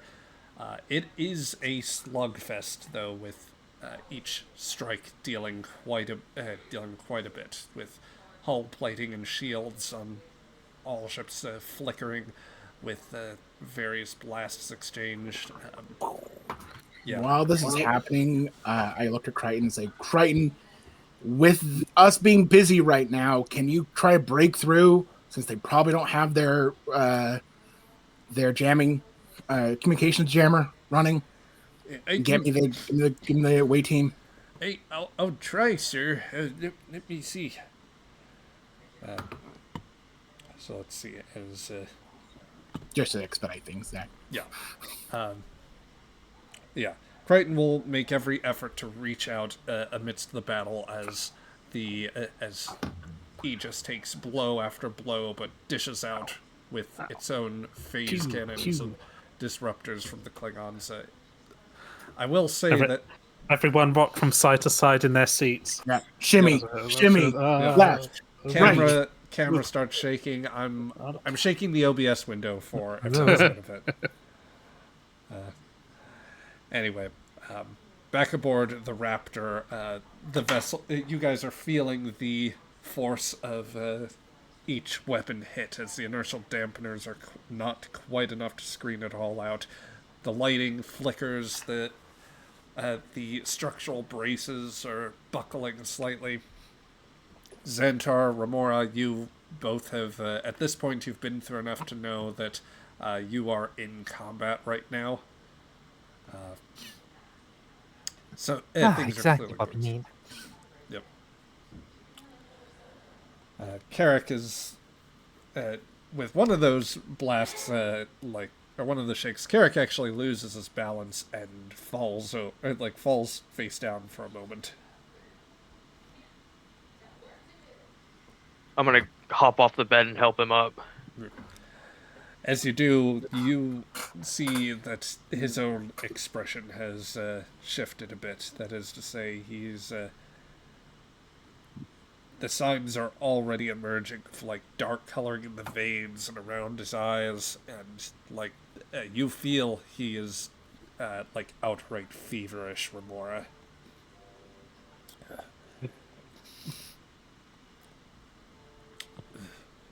Doc, he's not looking good. I'll get him over to a bio bed. Yep. Helping them up. The intensive one is actually right there. Perfect. Is he conscious still? Yes, he is. Does your crew have a pilot? They did. They think they had. They did not survive. Give me directions to your bridge now. Ensign. We're a sitting duck right now. Especially if they don't have a pilot. That's what I'm worried about. We could do everything we can with this disease, but if this ship is blown up, it doesn't matter. Primary lift down to main deck. Further, follow corridor down to the bow section. Green sector. Remora turns and gives Xantar a hug. Good luck, Doc. Yeah. Doctor spraying himself. Yeah. Does that really matter at this point? You are so far. You're cut. There's so much disease around you. That doesn't matter to him. They probably use the same wash water for weeks. Don't say that in front of Centaur.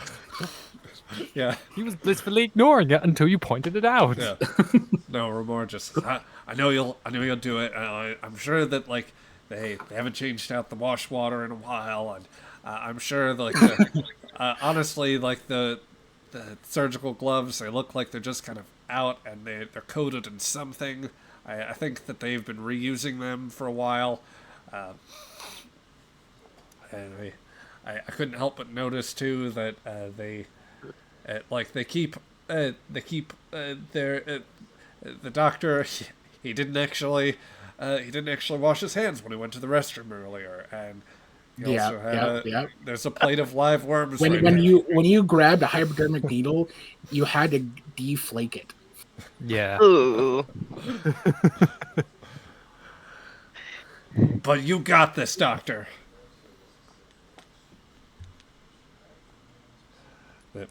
Just burn the whole ship at this point. It's the only way to properly disinfect it.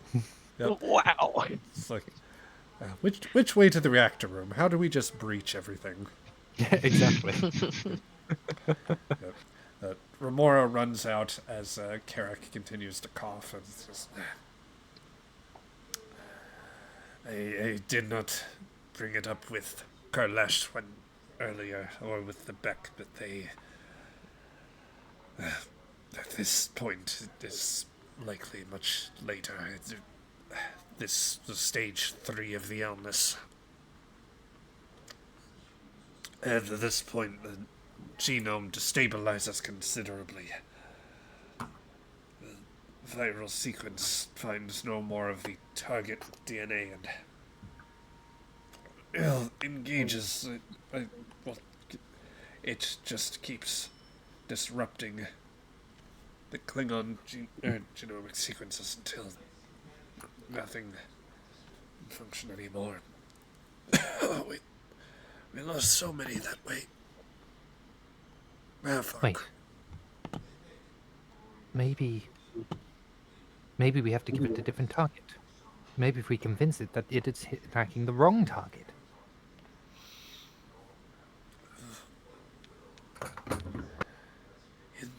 sir, supplying genetic material. Carrick looks one more time. May be an efficient way. He'll reach for a pad and type in some characters.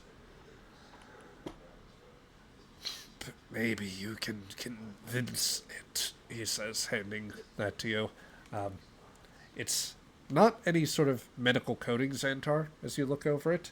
It appears to be more just a coded sequence, something very narrow for some sort of computer access.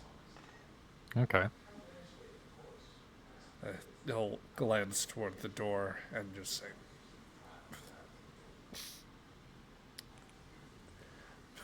more nuance than my doctor used.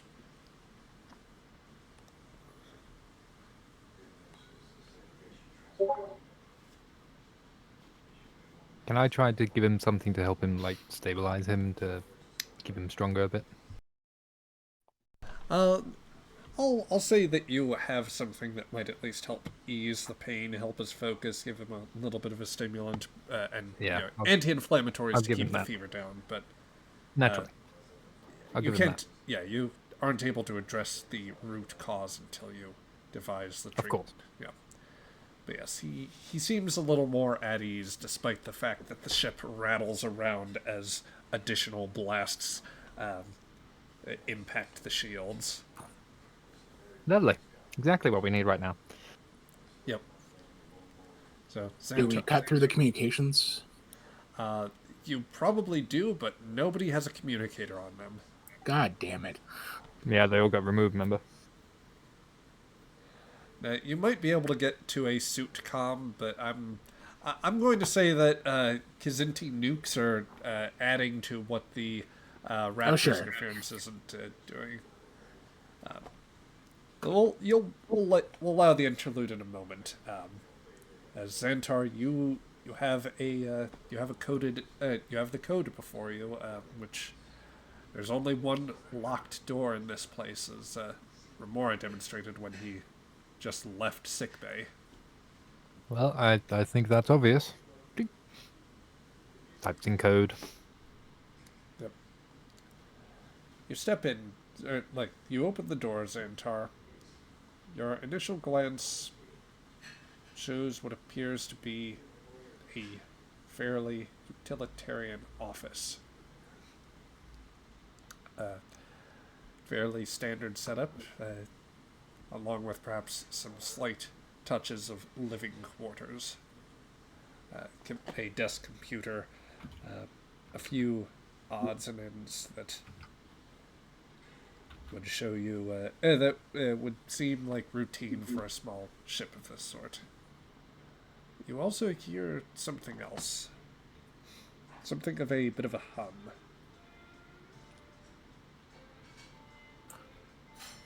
I will enter the office and investigate the humming. So you step in, Xantar. You see the room is indeed much as it is. But there is one thing out of place.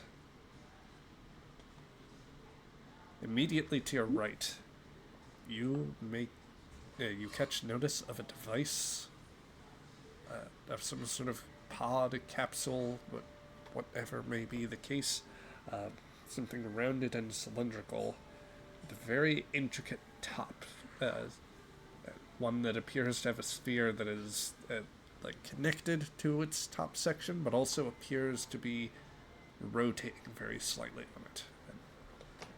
And within the sphere, there appears to be some hollow element to it, or there appears to be brilliant yellow lights glowing within.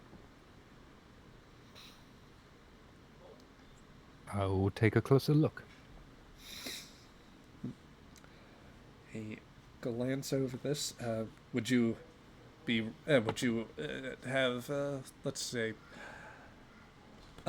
just trying to would you be trying to scan it, I guess, would be the question. Yes. Or would you be... Yeah, I'd have my medical tricorder with me. Okay. Yeah.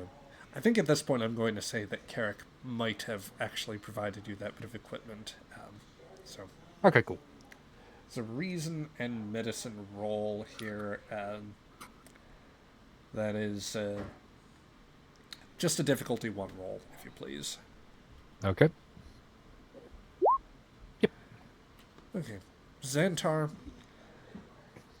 what you're seeing here does appear to, with this cursory scan, appears to be a biosign of some sort. Although...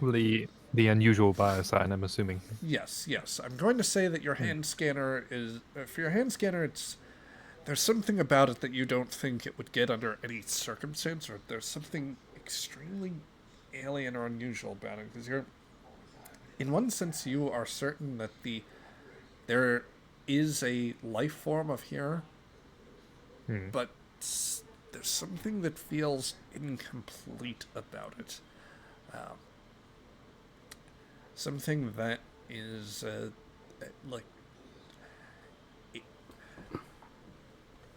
for something that is demonstrating this sort of complexity, you would expect, say, to be able to detect... Well, you'd expect to be able to detect, like, accompanying physiology with the sort of bioelectric field that you're seeing is, I think, the key point. And you're not getting a read on anything like that.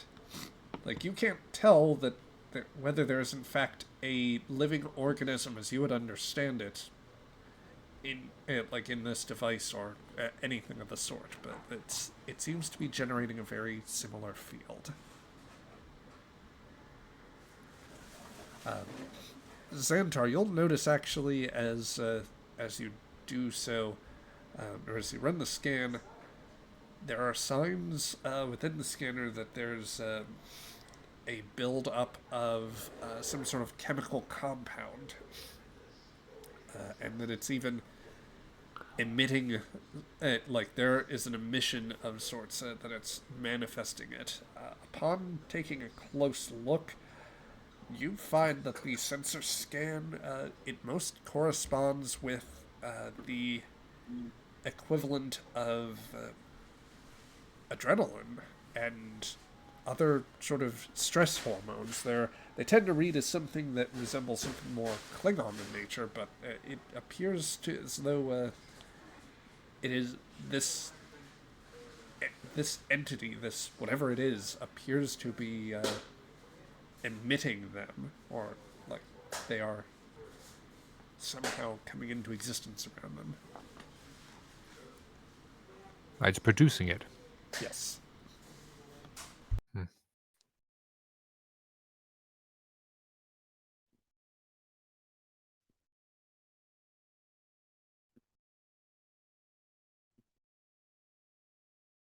Is there any way to interact with the device further? Is there... Well, let's see here. It does look as though the Klingons had some sort of rudimentary computer connection, and like that they had been trying to work something out with it. I dare say that it looks as though they have a unit linked up with some sort of medical device and like hand computer or scanner of their own.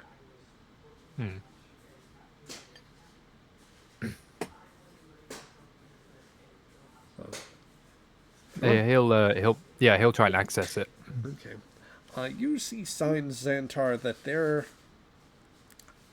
is record of some inputs. What it actually appears to have, as you start going over this, it's a point of fascination and maybe some light horror, as the vessel shakes, as the entity continues to produce the stress hormones. You study and you find that the Klingons seem to have worked out a very rudimentary sort of communication form. It's hard to say that. It's more that they were able to supply electrical inputs with information kind of based around some sort of chemical formulas. what you steadily piece together is that they found ways to engage with this to, like, they entered in, for example, they entered in the sequences for what appear to be normal Klingon DNA, and then those for the afflicted, and they seem to have tried to basically prompt it into producing chemicals or something that would address this, and it looks as though this is the process by which they received the second viral agent. Is there a way then for Xantar to create an electrical input to try and reverse the effects of the agent? As you postulate exactly that, you find that the Klingons have already done that, and there is in fact an agent, like exactly a viral agent on file capable of doing what you would want. Then why did they not use it? Why keep it locked here?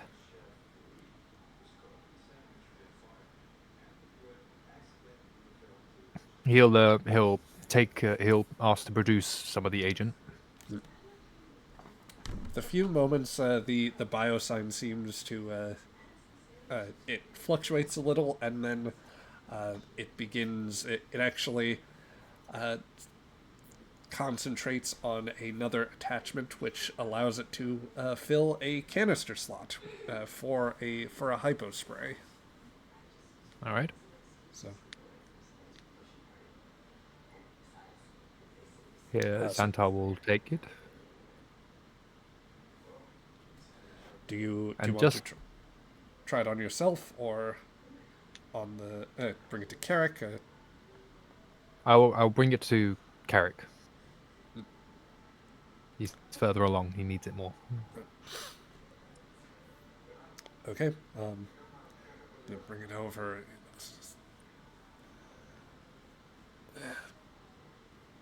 This is possibly... Yes, I found it. But I don't understand. Why did you not use it earlier? You could have used this before. You didn't need me.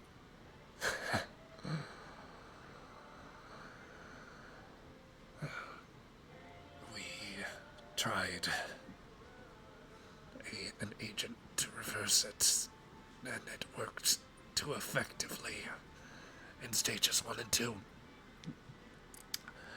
It would have reasserted that Kuvat plague, the strain that marked us before. I see. We would not endure that any longer, and better to die honorably, and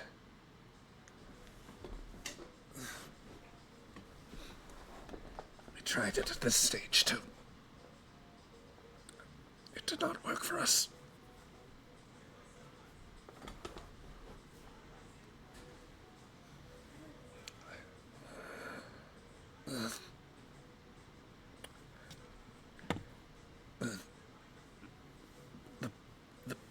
The entity, the being, founded in a wreck.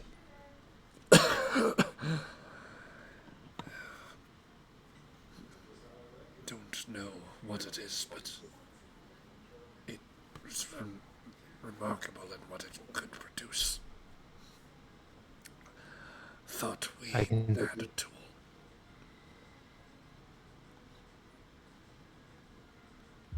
I can see the temptation. Yes, you understand.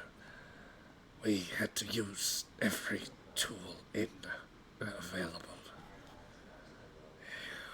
We tried.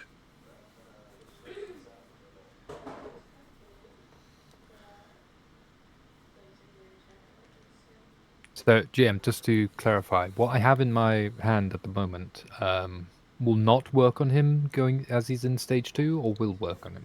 He has actually said he is in what appears to be the 3rd stage of the disease, so okay. At this point, So you're uncertain what it would do to him exactly, or how it would not work. That this, it seems as though this would, well, without knowing exactly how it would apply here, whether it simply outcompetes the other virus, whether it exchanges genetic code with it in some way, it should what he's saying tells you this will neutralize this, or neutralize the disease that you and Remora are now having to deal with. But it won't, it won't help him. Or at least it won't cure him.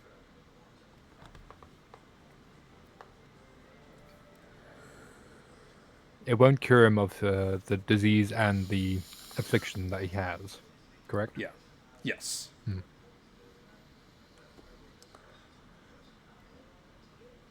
I'll inject him with it. I'll just give you one final grin.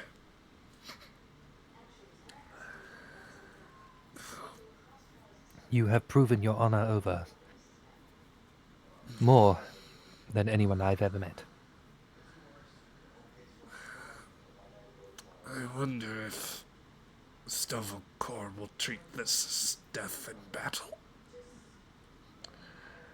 His skin rapidly begins to change in color, and indeed the perspiration gives way to almost like more of a melting sort of sensation as things tend to get a bit more viscous along his face. Xantar, I dare say you would recognize at this point the telltale sign. Something that reminds you a lot of a fluid that you found earlier on in the when you'd first come to the ship.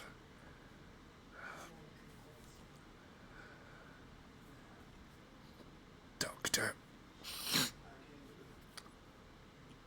do not repeat our mistake.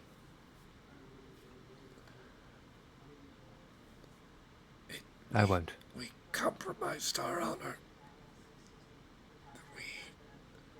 By taking whatever that was prisoner, and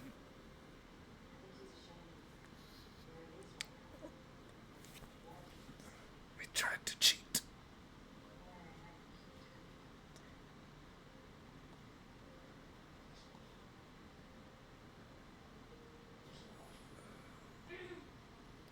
I hope you meet your ancestors, wherever you go. And they greet you well.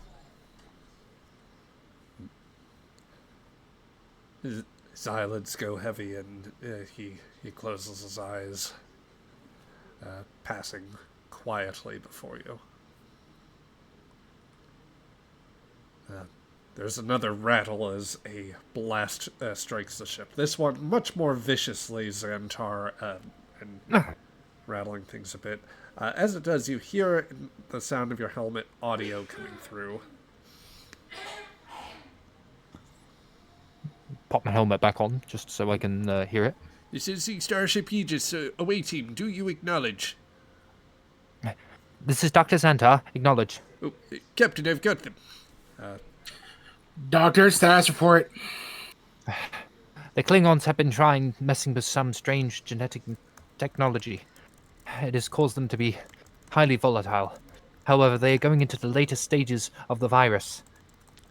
It is rendering them apart, Captain.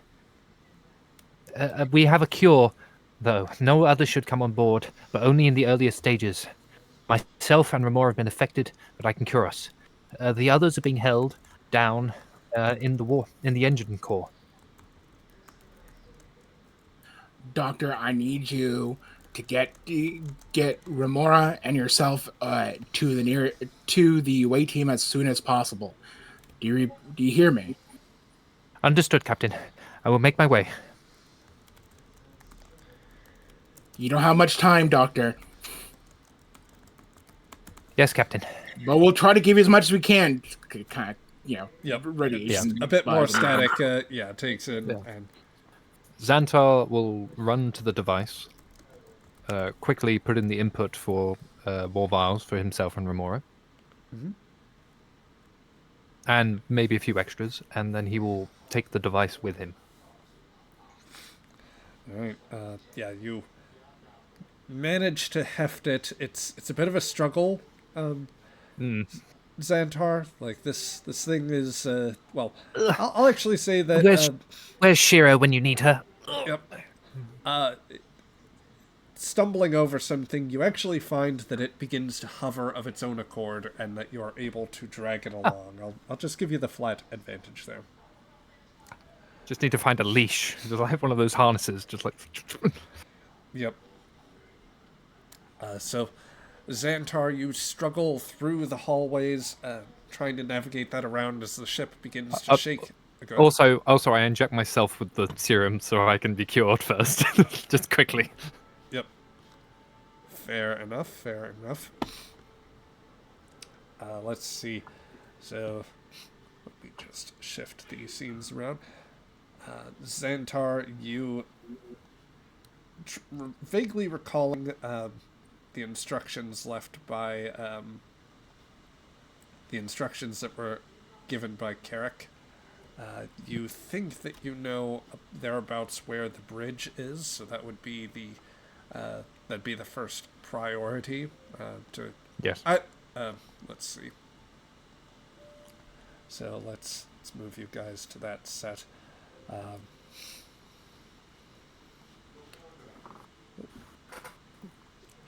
On the bridge, Remora, you have you had entered in just with enough time to see the Klingons just absolutely struggling as they themselves are getting worse, getting much more ill. And they barely offered any resistance when you took the helm and started maneuvering the vessel.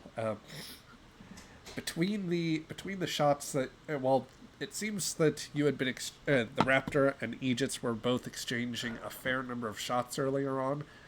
The Klingons are much less able to continue, or they're getting a lot more sloppy, and you can at least keep the ship evading for a time, but they are going to be less and less able to fight. So you've been managing those evasive maneuvers for just a little bit now. Do I have a comms officer up here? No, these are the only two left on the ship right now, on the bridge at the moment. Ignore the other Klingons. Where's Vilpry when you need him? Where's Vilpry? Not born. Yep. The doorway opens and Xantar walks through the bridge. You see Karlash is like hunched over his console. The captain is like just trying to sort of hang on, gripping at her seat, looking quite feverish.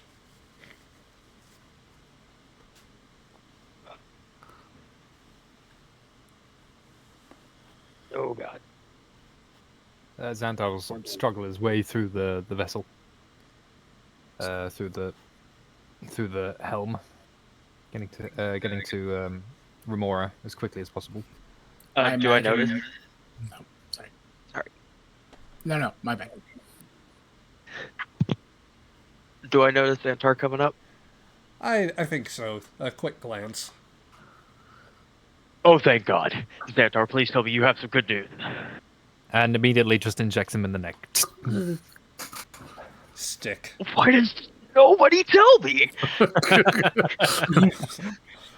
Sorry, I thought all the adrenaline in your system would numb the pain. That's a myth. Fair. You'll have...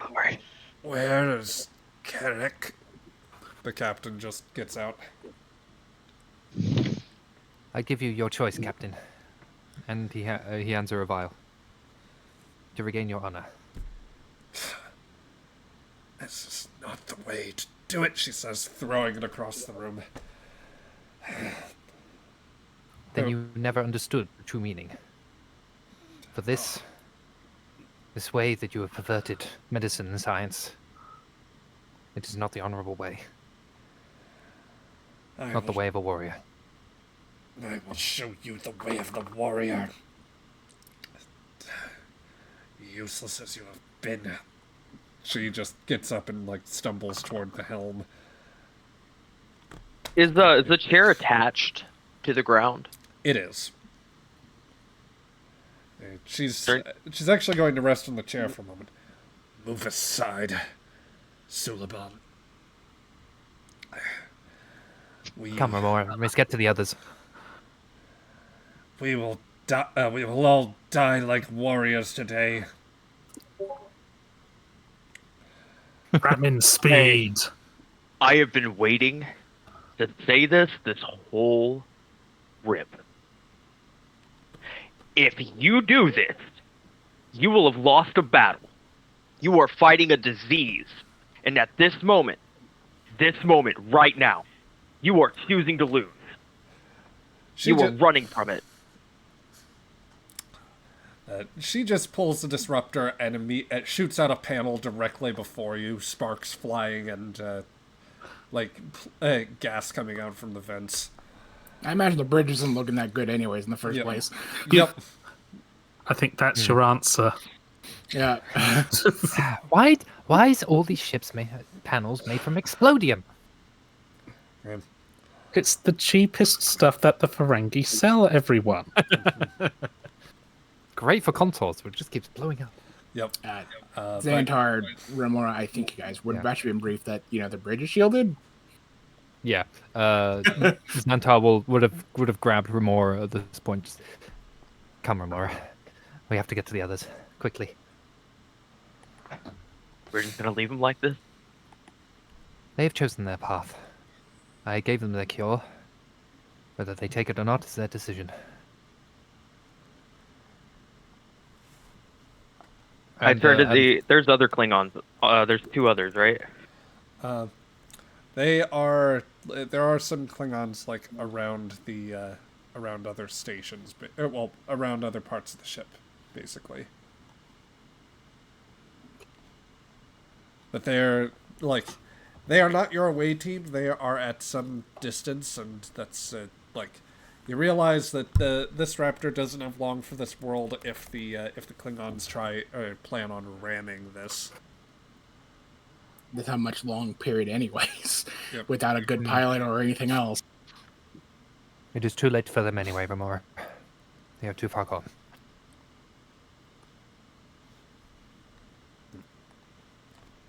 Fine. Let's go. Yes. Outside. Good luck, Captain. Good job. I think she was paying you a compliment. That is not a compliment. No, I just realized. Just like the ironicness of that line as he leaves. Yep. Outside, Aegis takes several more bolts from the Kzinti's ionic cannons as the Raptors virtually become it was for a time less maneuverable and putting out less fire. Now, the maneuvers resumed with a bit more gusto, but now it seems to be it's much less combat effective, and Aegis is taking a fair number of heavy shots of its own. As a strategist, can I notice the warning signs of what that freaking Klingon ship's probably going to do? As it's beginning to make a wide pass to and she'll say, Justice, get us as close as possible. Follow that ship. Do not break until I say so. Yes, sir. Sure thing, sir. Captain to the way team. Are you ready yet? Almost, Captain. We're making our way to the others. I'm going to start transporting now. She starts looking at Romanov and sailing Romanov to divert everything to either engines or... Well, we can only beam 2 out at a time. Yeah. Well, I'm saying, we're transporting now. But obviously Remora and the doctor are going to be last. But she's just working her way. Yep. As shields have failed completely on the Raptor at this point, and nobody seems to be recharging them, you finally have the opportunity, pulling in extra close. I'm gonna try to have Shira shoot down any missiles at the Klingons just to delay it just a little longer. Gotcha. Just for one final advantage, shoot Craig, him. give me a control plus security roll with a difficulty of 3. Oh, okay, cool. In that case, Weapons yeah, and I security will will. assist. I will give you a point of threat for an extra dice, and I'll spend my value no one left behind on this determination for 2 crit, for 2 successes. There. Very good. That's control. Oh, no, just clicked off focus. That's not how you roll dice here. Go. There we go. So it's 5 successes total. Very good. That'll gain you back 2 momentum. And with that, Shira, the phase cannons just let off a barrage of blasts, each one lancing out and striking down nuclear weapons as the Kzinti launch salvo after salvo towards you and the Klingons. Fires and explosions go off in space with each one, but you know, Captain, that this is only a temporary measure and that time is of the essence. As the transporter room readies itself, down in the cargo bay, a Klingon figure has collapsed before the remainder of the away team as Remora and Xantar have entered. We're all kind of tied up. The away team's tied up, right? Yep. That they are. Running in. Is there a batleth? Mechleth is available. There was I always grab an one. Okay, yep. Should be pretty easy effort to cut through.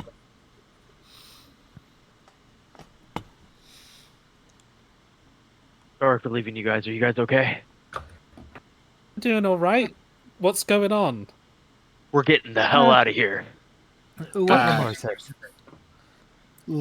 Leighton gives an expression to Remora of "this is help" type of looking around the explosions and everything else.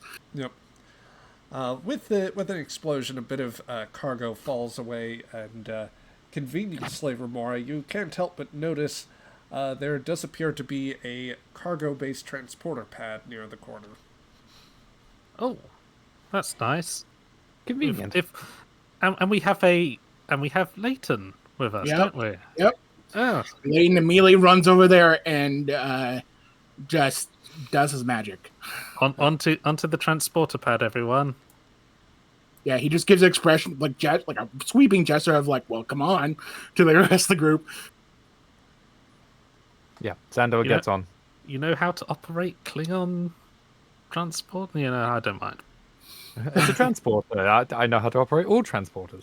Wait a second. That red one shouldn't be there. And that is red- Leighton. That is Leighton. Yes. Everyone That's else okay. is in a blue circle. Now, nobody's holding a flower, right?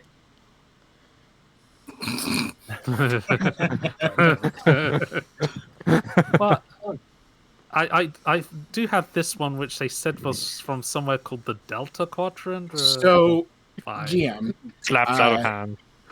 because I don't know Klingon, I'm going to just reach into the pad and just do a emergency transportation to the nearest pad. Yeah, just mechanically. Yep. The broadcast. So basically, Aegis is helping Quick you. jury rig into just saying, "Hey, find the nearest receiver."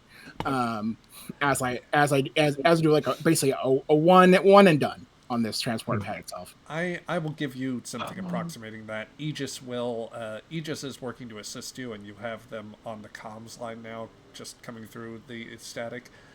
Leighton, give me a difficulty. This will be a difficulty 2 roll since you are beaming from one pad to another. I am spending a point of threat to increase your complication range. Spend momentum to get an extra dice. Yeah. I'm spending momentum to get an extra die. I am also... Where the frick is Leighton? I know you're here. There you are. I know you're here, Leighton. All right. What was daring, or is it? I can smell you. Let's make it daring. Sure. Daring engineer. Going to also use, if you can't beat him, rig him. Okay. To get 2 extra successes. I get 3 dice. Jury rigging, by the way. Yep. For focus. And here we go. Wait, do I also have... Do I have anything? No. Oh, I have bold. Oh, and no, but I already used the... it's fine. There you go. And there you go. 4 successes. Yep. With that, it feels a little bit. It does feel a little weird, Leighton. It's not smooth. Yeah, it's not the smoothest process, but all of you feel the curtain effect of the transport come through as you are disassembled. You're initially met by very bright, like warm yellow orange lighting, with the Aegis bringing you up, or rather, as you beam out from the bird of prey, raptor. Jeez. And That's all of the shit. We're almost done, GM. Like another 15 more minutes. The raptor bird of prey. The raptor. The raptor, yes. And the light, at first overwhelming, begins to change color once again. Something a little more, something brighter, like a soft. It'd be a sort of harsher blue-white sort of material. And as you materialize through that curtain, the color scheme seems to change into the more familiar surroundings of the ship. By some miracle, you are not. We avoid a Tuvix situation. Yay! As all of you. Okay, this clears up one question, but I have another one, GM, which occurred to me a couple minutes ago. Alvarez was hyper punched by the Klingon. Did his environmental suit get punctured?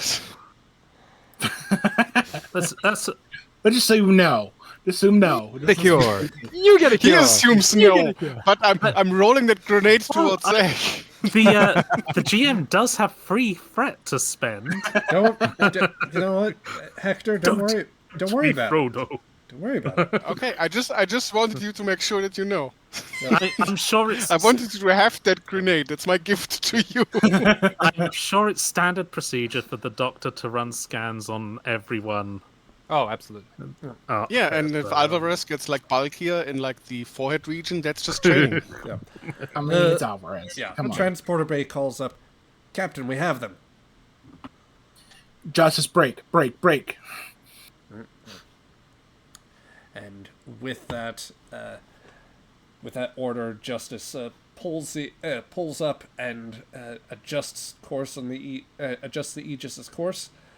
It breaks away from the raptor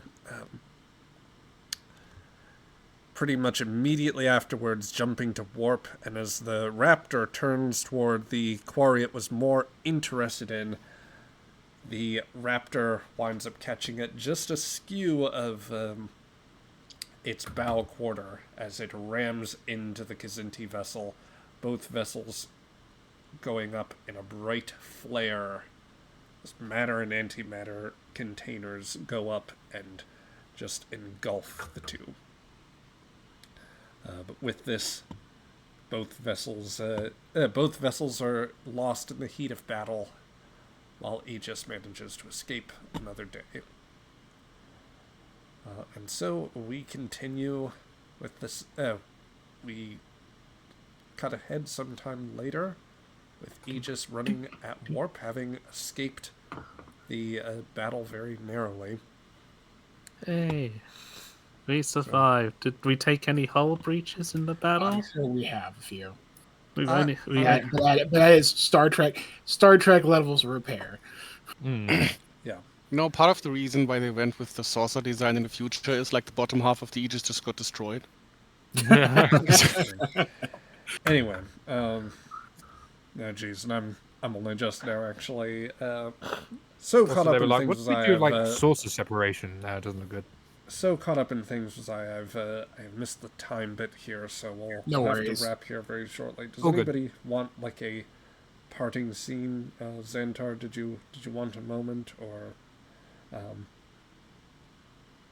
I wouldn't mind a parting scene, yeah. If anybody, like, maybe Remora or like a discussion with the captain, like showing off the Sure. device. Yeah. And in acknowledgement, Felix, of what you wanted to do, I am perfectly happy to say that, like, just because we are short of time, Horn can also be there, and you can get a word in with the captain, or like there can be a Yeah. I'm just do it start of next time, hopefully, maybe. Actually, Xantar would like to exclude Horn from this. Just, It's a running gag that this conversation just never happens. But no, we got. Well, like, if you want a quick scene, we can manage that, Phoenix. If you want. Yeah, we'll make it. We'll I'd make rather it next not. time. Just do it next time. I'd just rather not rush it. Yeah. Okay. Okay. Yeah. So. Yeah. So the captain will be there for the doctor if need be. And like giving the full report, but also showing the device. Do I Klingon- know? Sorry. Go ahead. The Klingons made a critical error tampering with this device and thinking it could change their whole fate. They played with things they should not have.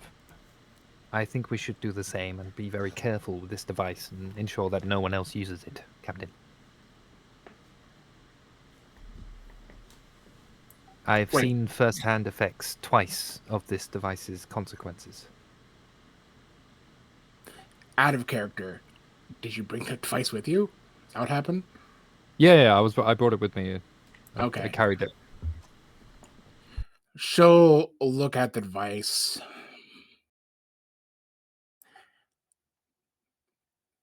I want you to keep your records at maximum classification. Do not tell anyone else what this is. And keep it very much under wraps. Do you understand, Doctor? I understand, Captain. If need be, we'll look into it further. But I agree it's something we don't understand. Not even I understand. She looks at it. Do I even know Captain. do I even know what century it is? GM? It's completely Who knows? unfamiliar. Huh? Completely unfamiliar. Yeah. Captain, I also have to inform you of a personal confliction. Yes. My family, when I was a boy, were fighting a disease that spread throughout our colony. They failed to do so, and in their last moments was able to protect me and stop myself from being infected. I've tried to continue some of that work, but failed to do so. However- This isn't the one, she says, pointing at the device. No, but it is a lead as to what might have happened, and I don't know if it was on purpose or if someone on my colony did the same thing as the Klingons and tampered with life a way they should not have. I wished that you would be informed so that there are no conflicts of issue later on.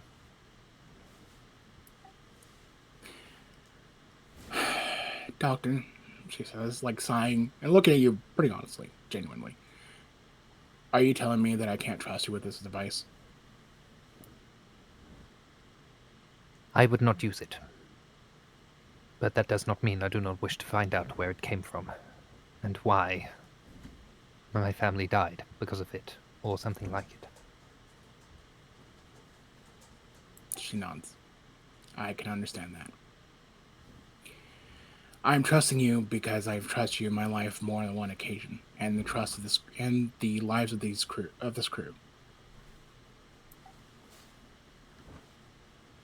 With this, you have a great responsibility of not using it and making sure nobody else knows about it until we need to. Yes, Captain.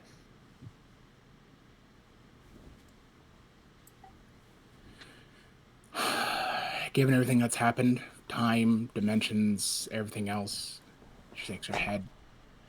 It's well beyond our responsibility to use it. So, bury it and keep guard of it. Yes, Captain. But I'll help you, Doctor. I'll help you find whatever happened some other way. Thank you. She'll just almost put a hand on your shoulder, but realize you don't like that, and just sort of just shrug with a small smile. Is there anything else you need, Doctor? No, Captain. That'll be all. You should Other probably than to complain that Dr. Lambeth has kept my sickbay in terrible condition. I think that's a good end. Yeah. We'll let that play out that way, and yeah, this is where we will leave off the game. So, for those of you that are joining us in the archives, we hope you enjoyed this trip through the adventure of the unhappy ones. Hopefully you will. We hope you enjoyed, and you'll come back and join us if you ever want to watch us live. We run these games 1 p.m. Eastern Standard Time. That will be 6 p.m. Greenwich Mean Time, and that's going to be all back to normal come next week with our time change here. We're going through daylight savings time tomorrow, so till then, we will see you folks around.